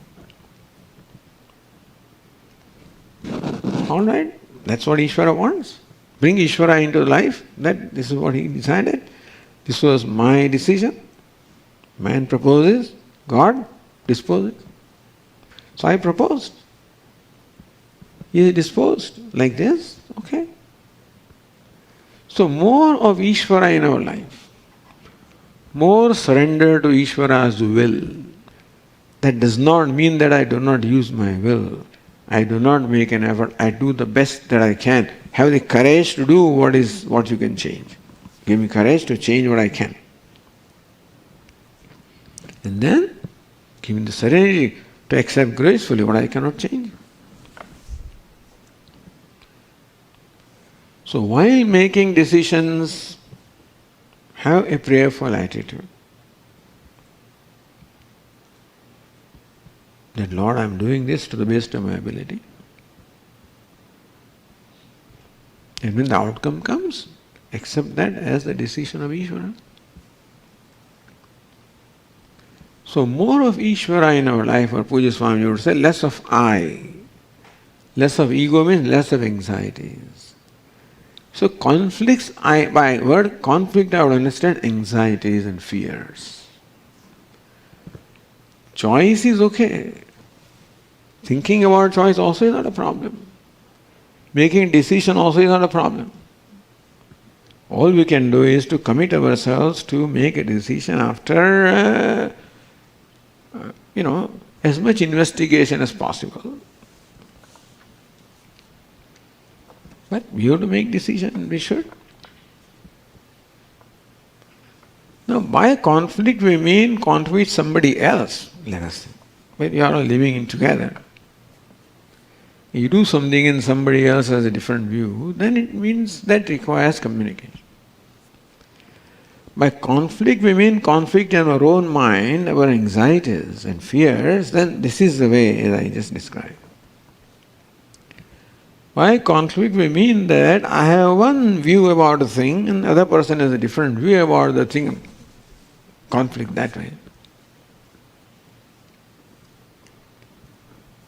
Then you can decide to let go and let other person accept what the other person says. Forget it, let go. Letting go is the way. Our Swami liked the word yield. When it comes to interacting with the other person, then let go. Let go means let go of my insistence, my agraha, my demands, my expectations. Because ultimately peace is more important than being, they say in the war, it does not matter who is right, what matters is who is left. In war, it does not matter who is right, what matters is who is left. In the war in the family also, doesn't matter who is right, who is left. The peace is important. What's the big deal? That's all right. Do it your way. I don't mind doing it your way. I guess it's easy for me to say because I don't go through that. I understand that. It's easy for me to say all of this because Swami, you don't know. Maybe I don't know. True. That is the reason why I became a Swami anyway.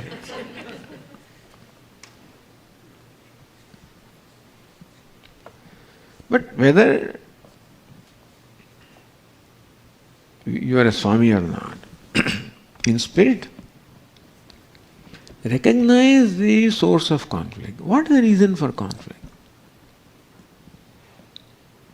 Is it that I genuinely believe that this is the right way of doing it, or is it because it is my insistence that it should be done this way? Is it my wisdom that is deciding this, or it is my ego that is deciding it, pride that is deciding it? The conflict is between two egos. Each one has not only, you see, 1 plus 1 can become minus, or 1 plus 1 can become 11. If we share our wisdom, then 1 plus 1 becomes so much. And on the other hand, if we assert our self, our dominance, then one becomes miserable. So these conflicts I do not understand. As I said, I understand the word conflict in two ways. If you have some other, then let me know. One conflict is the conflict that is created as a result of the uncertainty of the outcome of the decision that I have to make, which creates anxieties or fear. Or conflict because there are two viewpoints and there is no meeting point. And it can happen. You live together for all these years and then ways are all set. And also our views are set. This person is like this only, that's it. And the other is like this. So already we operate from a standpoint where we have already concluded. It is that we don't have an open mind. Our Puja Swamiji would say jokingly that, look, when a mad person in the street corner behaves in a strange manner, I don't know, he doesn't know what he's doing. If a dog barks at me, I don't have a problem. But if a friend does 1/10 of that, and a spouse does hundreds of that, I'm not willing to accept that. And it's understandable. Because closer the relationship is, greater the expectations are. Greater the need is. And therefore, each one should be sensitive to the need of the other. The role of each, I'm assuming there's a conflict between spouses, I presume.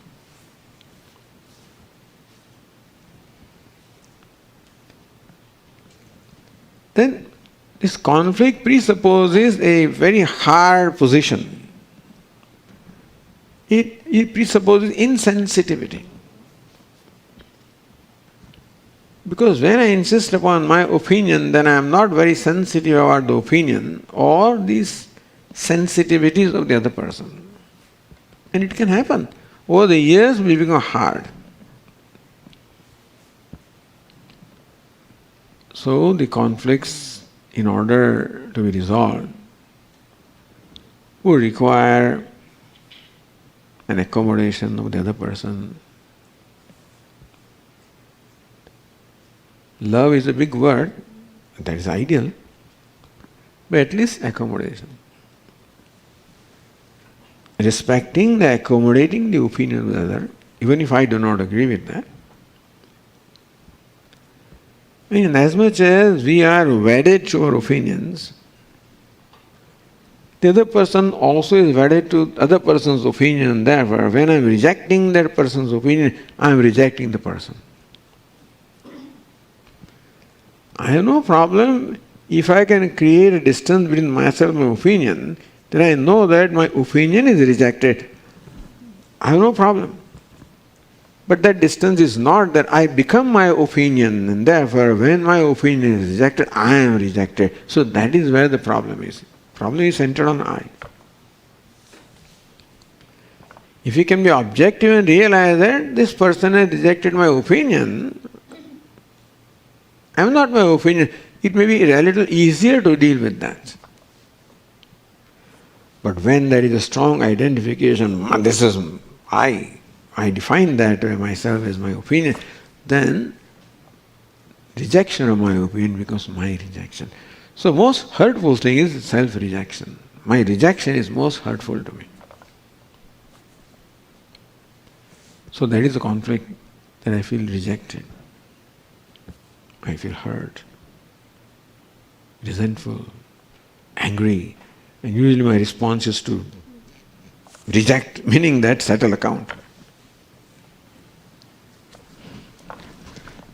Sometimes a relationship deteriorates to all this stuff also. If you don't pay attention to where this is going. Therefore, monitoring the relationship is very important. The relationship is more important than ourselves, than our opinions. Because what gives me happiness is not my opinion, what gives me happiness is my relationship. And that's why we are chosen to be related. To give happiness to each other and derive happiness from each other. So therefore, both the parties should sit down and see whether these opinions and assertions, are they worthwhile? Proving myself to be right, is it worthwhile? Or proving myself to be in harmony with you is more worthwhile? Is harmony worthwhile? Or my being right worthwhile? So, I may be taking my own track here, but this is, what By word conflict, I guess. Maybe so. So,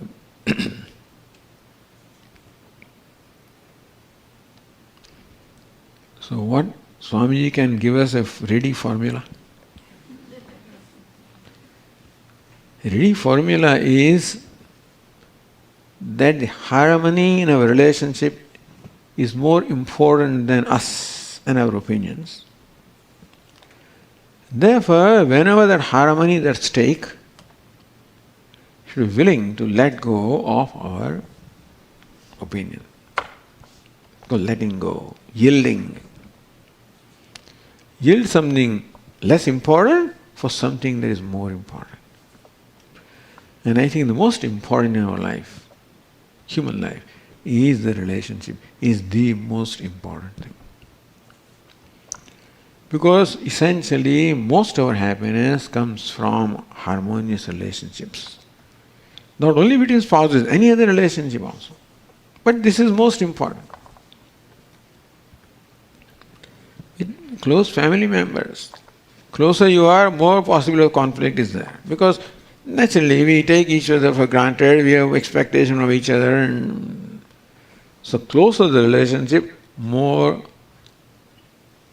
occasions, likely occasions, possibilities of conflict.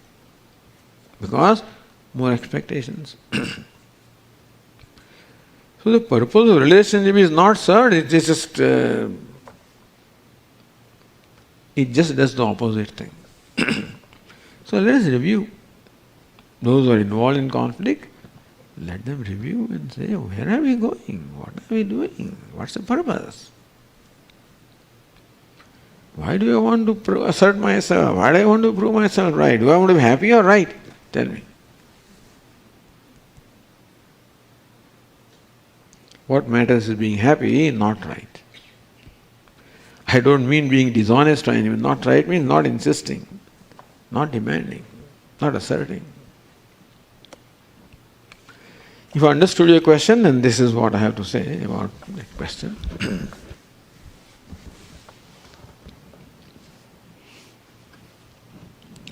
Swamiji, when a very close family member passes away, the loneliness that is created by the vacuum seems unbearable.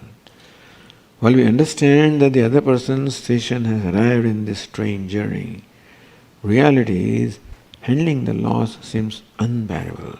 What to do in this situation? It is right. The loss is unbearable. And we look at the whole situation, this has happened. See, there are two, our personality has two aspects. One is intellect, that is an understanding, thinking faculty. Other is mind, the feeling faculty. So all this, that the station of the person has come, etc., and whoever comes has to go, all of this is where? In the intellect, which is helpful. But where the loss is felt is in the heart. And therefore any amount of reason in the intellect is not generally going to help as far as the feelings are concerned. And so that loss is felt at a different level. And unfortunately there is no way of escaping that or avoiding it. Then we have to confront it, accept it. Yes, this is there. There is loneliness, there is loss. That's what Ishvara has created for me. And I have to go through that. But in that I need not feel helpless. I need not feel that I have been wronged. Apart from that loneliness and loss, there are other feelings also involved. That why me?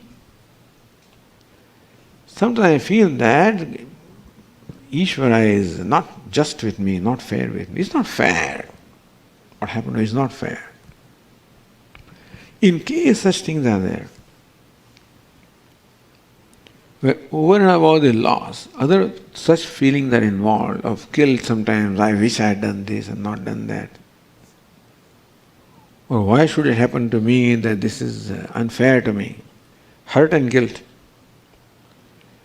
So very often with the passing away of a close family member, not necessarily but likely, that apart from the sense of separation, loss, void, which is a reality, some other feelings such as hurt and guilt also may be involved, which can be resolved. Can be resolved by the intellect. Hurt comes because sense of injustice to me. Guilt comes because I was not right or I did not do something right. All of these has to be gracefully accepted. That guilt, why did I should have taken to this doctor, I should have done this, that. You did what best you could do. Nobody is omniscient and omnipotent, and therefore nobody can be sarvagnya. We are not. Therefore, let us not blame ourselves for what we did or did not do. What we did or did not was with the best intention, and therefore we have to be kind to ourselves and not bash ourselves. Nor need we feel that the world is not fair to me. There is basic fairness. There is law of karma. We don't know why things happen, but there must be a reason. So graceful acceptance of what has happened and give acceptance of myself at least will spare us from the pain caused by hurt and guilt. This pain of the loss, the time will slowly, deal with that or heal that. We have to wait and be prayerful. That's all we can say. Engage ourselves in some activity, some useful, creative activity, where that activity can give you some kind of satisfaction of having done something good. If you can find something like that, that would be the best healer. What we have lost now from that relationship, the warmth that we were getting, if we can create an alternative source of healing somebody's pain, so that also will give us a certain satisfaction and compensate for our loss. So number one, gracefully accepting without hurt and guilt. Number two, if it is possible for me to engage in something which can compensate this loss. Somebody came to one Mahatma, one couple, and they had lost their young child. So Mahatma says, you become now parent to other children. Start a Bal Vihar. Start children's program. Start teaching them. And that definitely help those people, So something like that, if you can think of, that should help.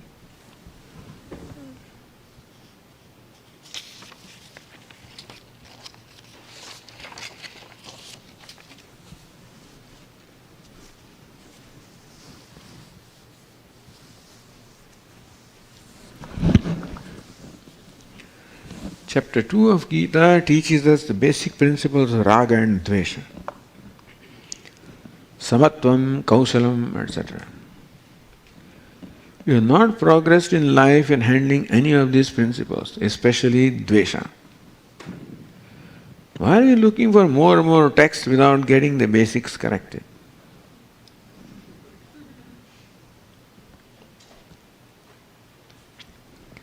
Well, there are two separate issues, but there is nothing wrong in learning, continuing to learn.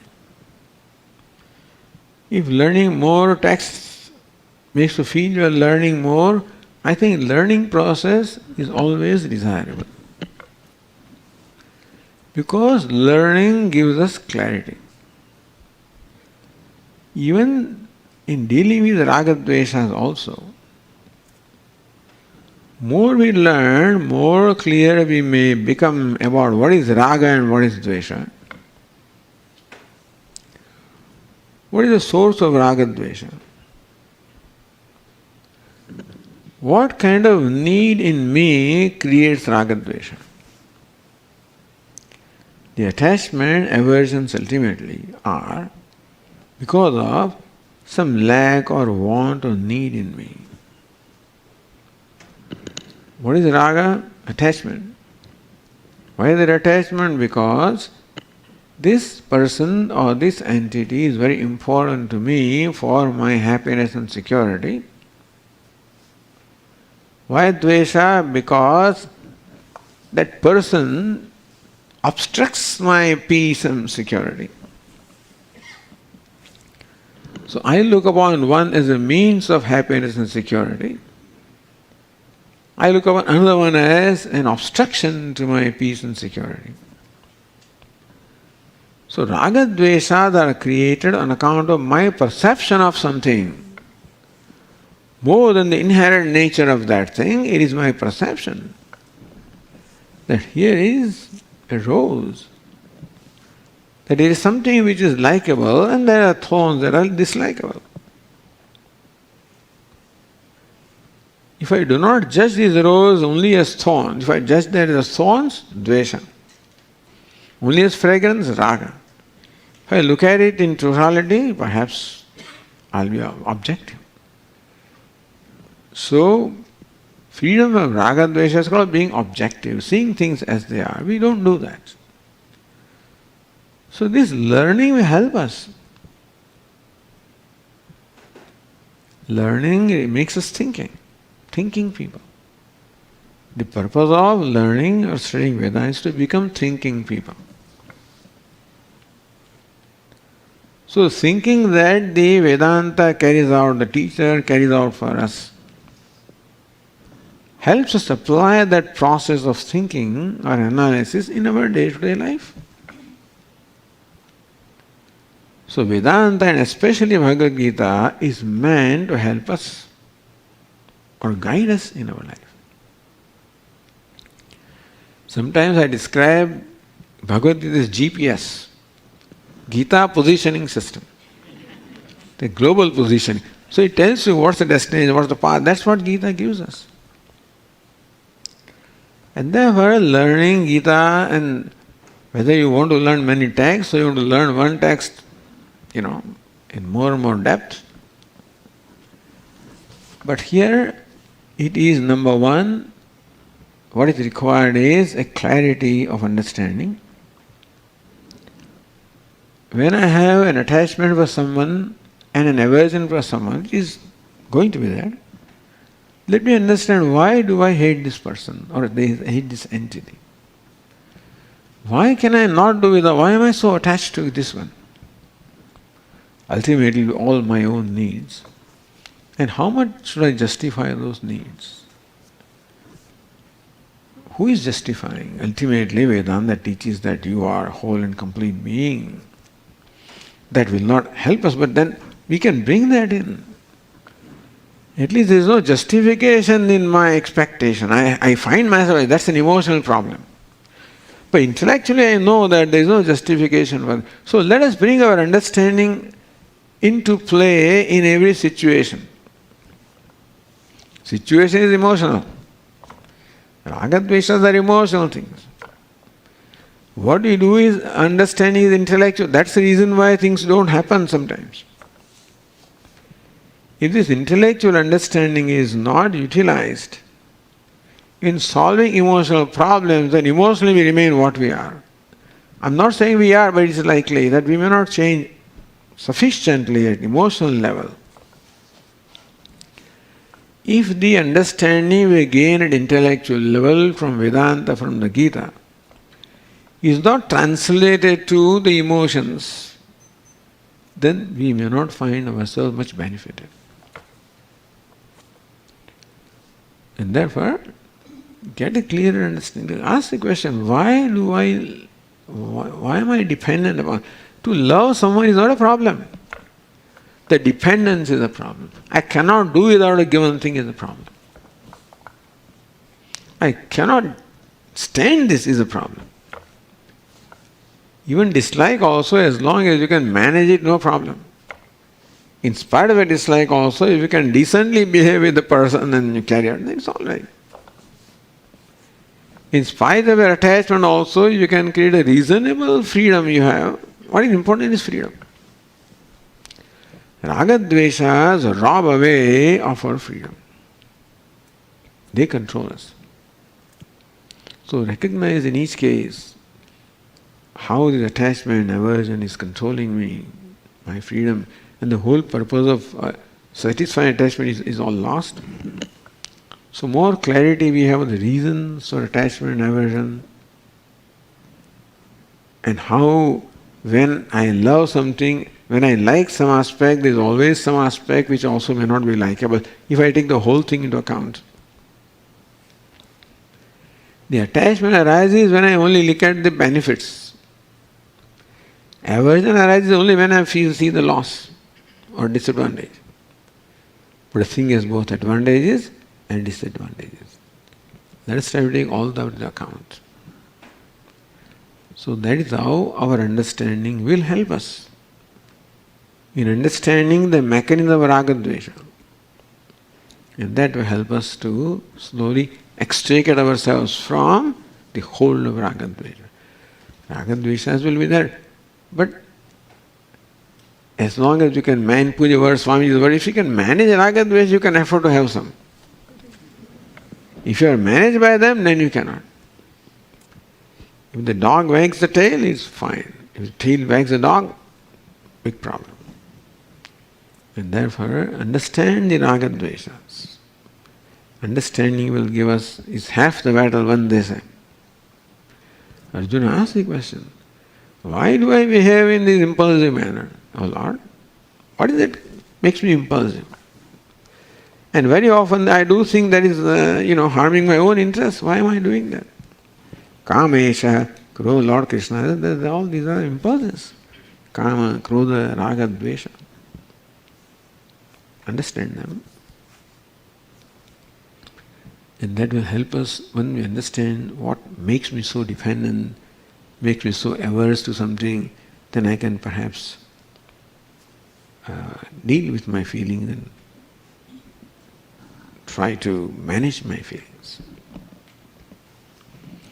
So it is true that it becomes very frustrating that we do not simply benefited from the teaching after so many years, Swamiji. Same thing. Same behavior like any street person, that's what is going on. What's the difference? True. What can I do? Same thing, worse things. All right. And I hear so many things and I don't know what to do, really. Unless people grow, there is no value for growth. There is value for money, value for this, value for all kinds of stuff, no value for growth. You don't realize that growth is happiness, not other stuff. What you get doesn't make you happy. How much you grow makes you happy. That is not recognized.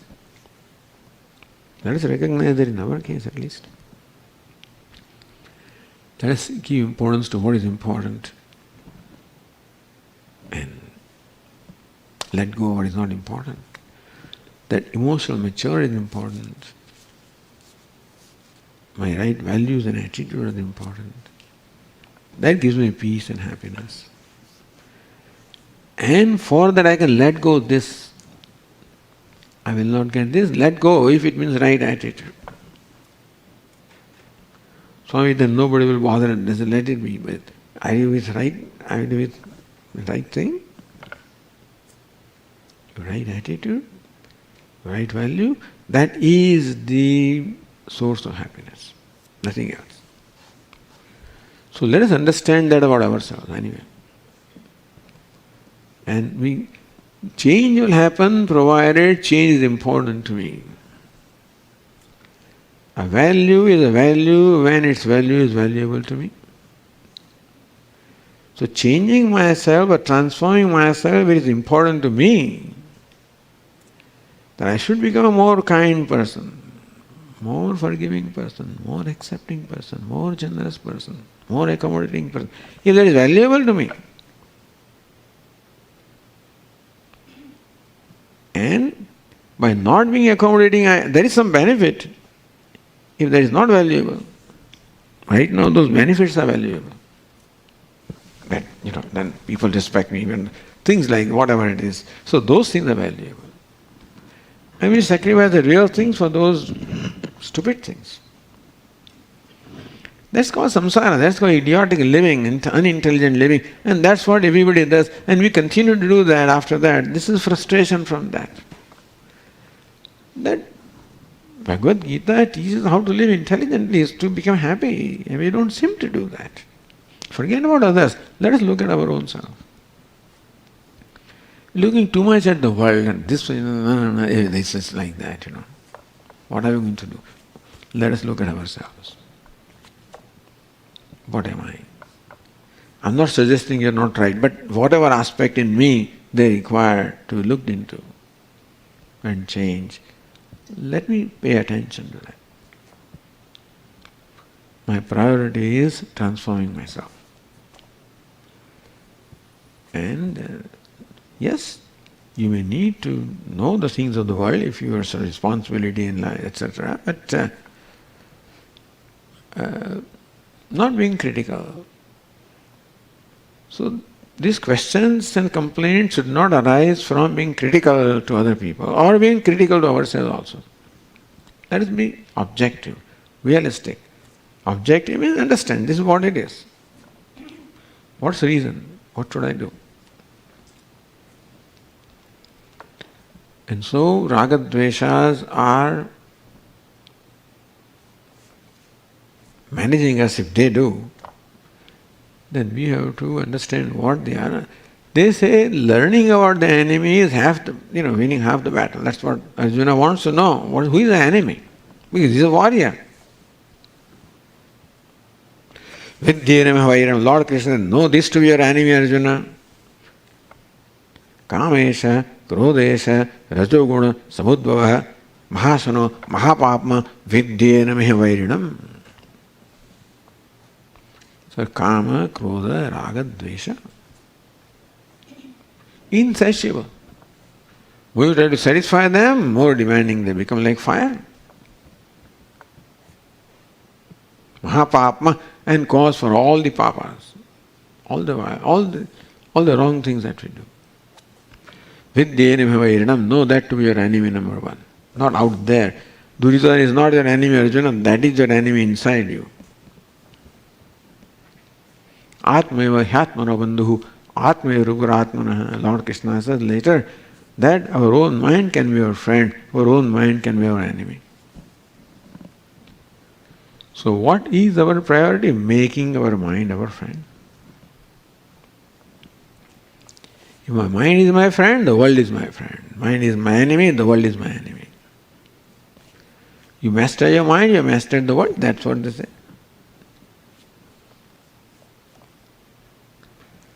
So let us pay attention to our mind, but let us pay attention to values and attitudes. That's what Bhagavad Gita teaches. Prasad buddhi is an attitude. Not easy.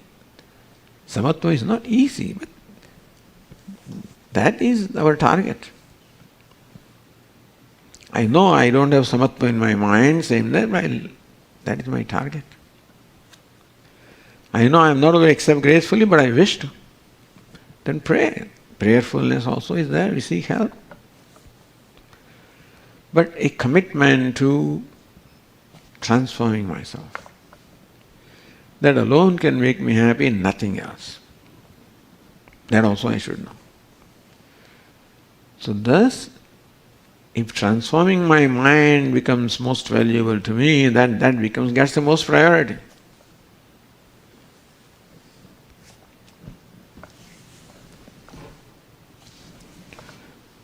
And so we need not necessarily have an aversion for learning more and more, because there are two different activities. Learning at the level of intellect, and this is an emotional problem. But We want to apply our learning at intellectual level to help deal with the emotional situations. That's the whole idea. So that completes my course here. Thank you so much. I have a question. Oh, all right. Wait a minute. One second. Just speak in the microphone. He'll bring the microphone to you. No, it's not a question, Swamiji. That doesn't matter. You say what you say is valuable. Swamiji, everybody wants to take a photo with Swamiji. That I have to check with the management. Because of COVID time, we are not sure if we are allowed to come near Swamiji. So. Oh, we can stand in the bottle. Well, what can be done is, but you will come near each other anyway. Well, no, I'm not the only one. Everybody else is. So then let's skip Swamiji. Or you can take the photo like where they are sitting, and I turn around and then, or. But that may not. But whatever, That's okay, Swamiji. After learning so much, we should not be looking for a photo anyway. So. No, you may as well look for a photo, But let me ask a photographer, suppose you take a photo from here, where I am sitting, of this audience, will that show the audience all right? Can everybody say, oh, this is me? That is important. In photo, what is important is, where is me? Just for memories, Swamiji, that's all. I know, that's why I want to see myself. But can you tell me as they are sitting, or maybe they can come closer. What we like to do is this. Remain where you are and come closer within the range of the camera. I will sit in the front, one of them, and you take the photo. Okay? And then we also want to give Guru Dakshina, Swamiji, whoever wants to. All right. Okay.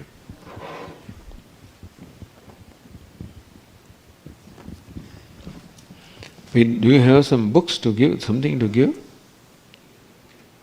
Okay.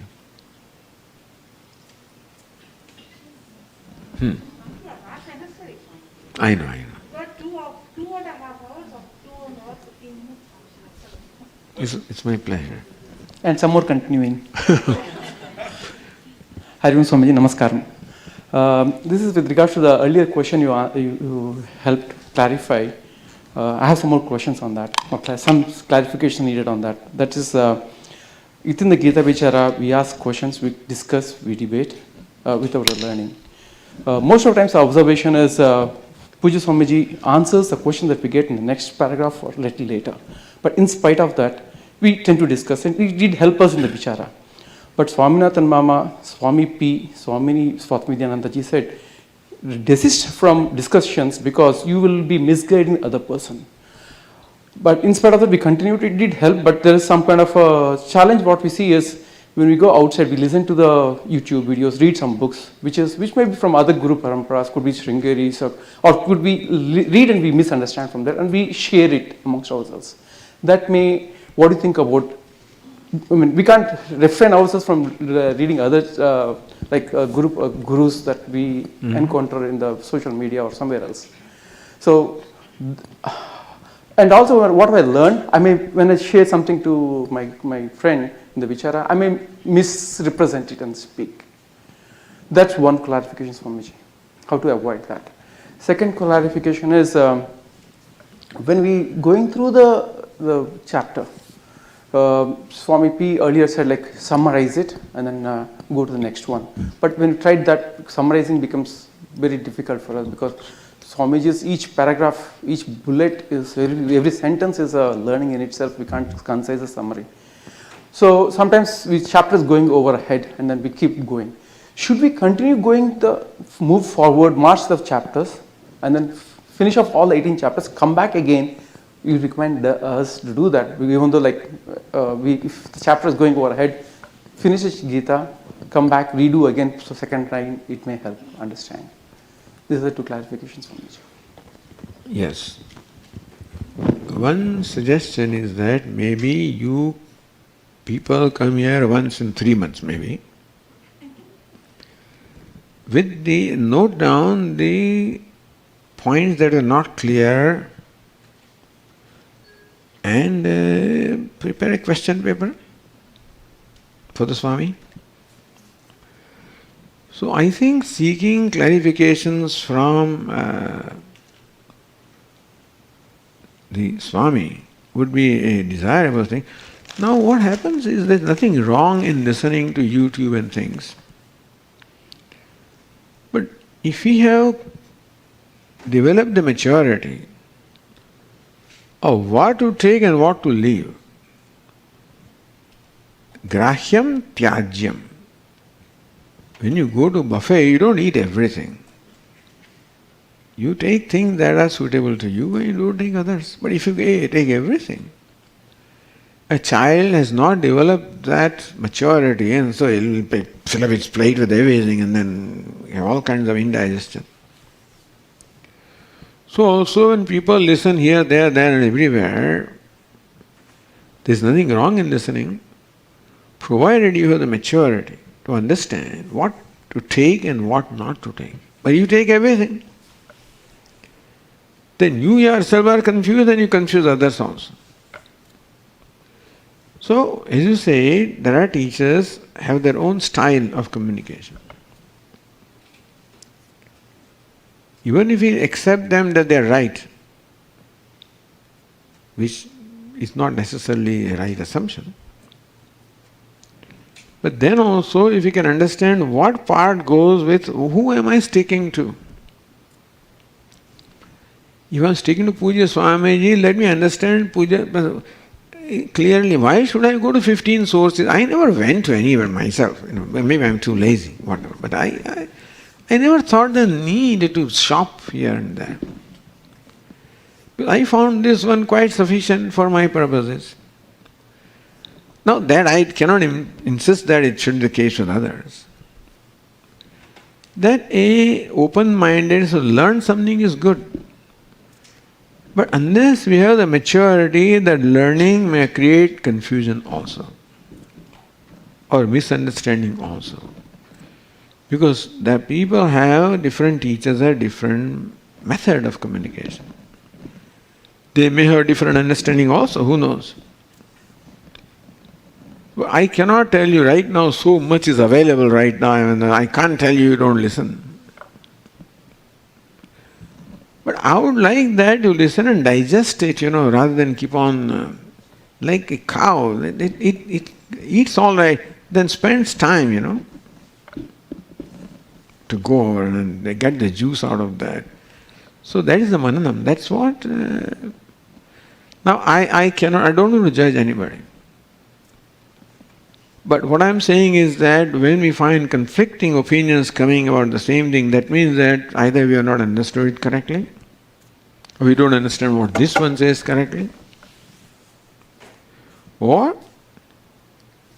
that we should be content with expressing what we understand and then leave it there.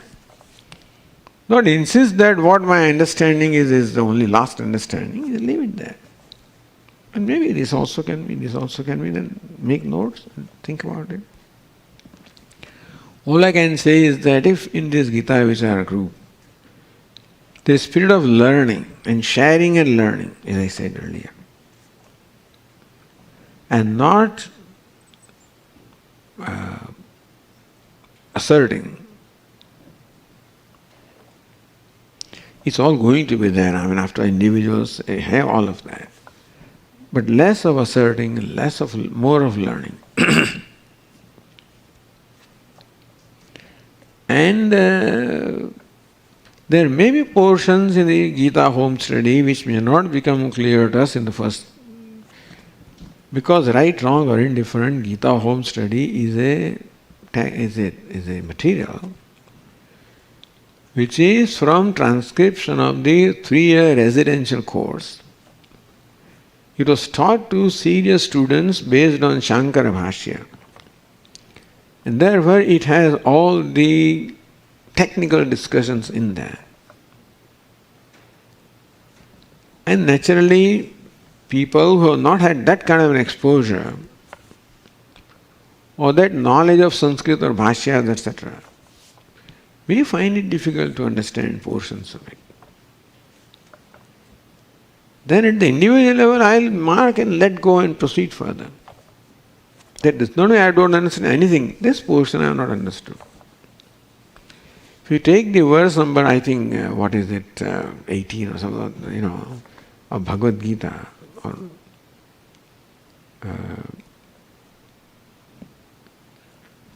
there are some 22 pages of discussion, because Shankar Bhashya is very long there.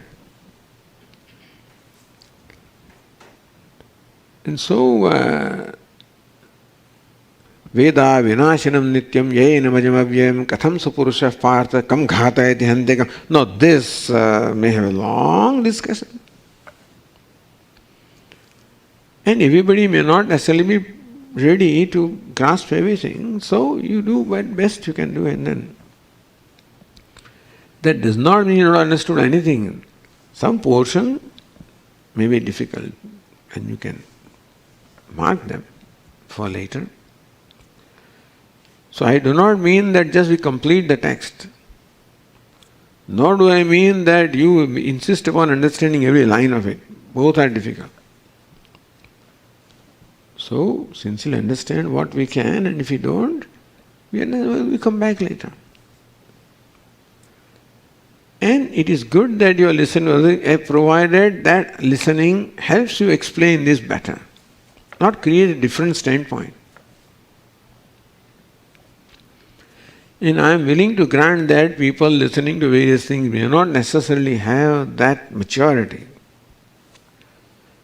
to be able to decide what is to be grasped and what is to be left. And therefore it is best that we leave aside other things and focus only on what Pujya Swamiji teaches us, even though you may know other things. As best as possible, don't bring them here. And focus on what is taught. So your own deliberation also should be on what is in this text here rather than what is said somewhere else and what is said by somebody else. Keep it for your personal thing. And try to avoid it as far as discussion of the Gita Vicharaka is concerned. There are people who have 6 Gitas in front of them, which includes the view, and then they discuss that. I don't know what happens to them. But then they want to consume everything. And consuming everything requires a lot of stomach and maturity. And so, best is to focus on what Gita Holmes really teaches. Okay. Now, if you want to take a picture, I suggest that the people who are sitting very... is somebody there? Okay, go ahead. Go and say, Prashna? Anybody has a question? No. So, if you can kindly come closer here, those are very far away, within the range of the camera, I'll take a seat in the front and then you take a picture. So that you don't have to come too close and you can maintain your distance also. You don't have to come closer. You are all right as you are. I'm talking about the people who are very far. You just continue. Up to first, I think 8-10 rows were okay. Those who are farther than that, kindly come.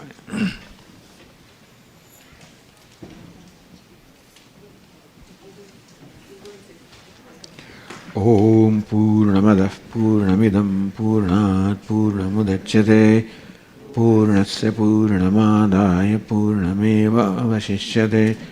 Om Shanti Shanti Shanti. Hari Om. Shri Gurubhyo Namaha. Hari Om.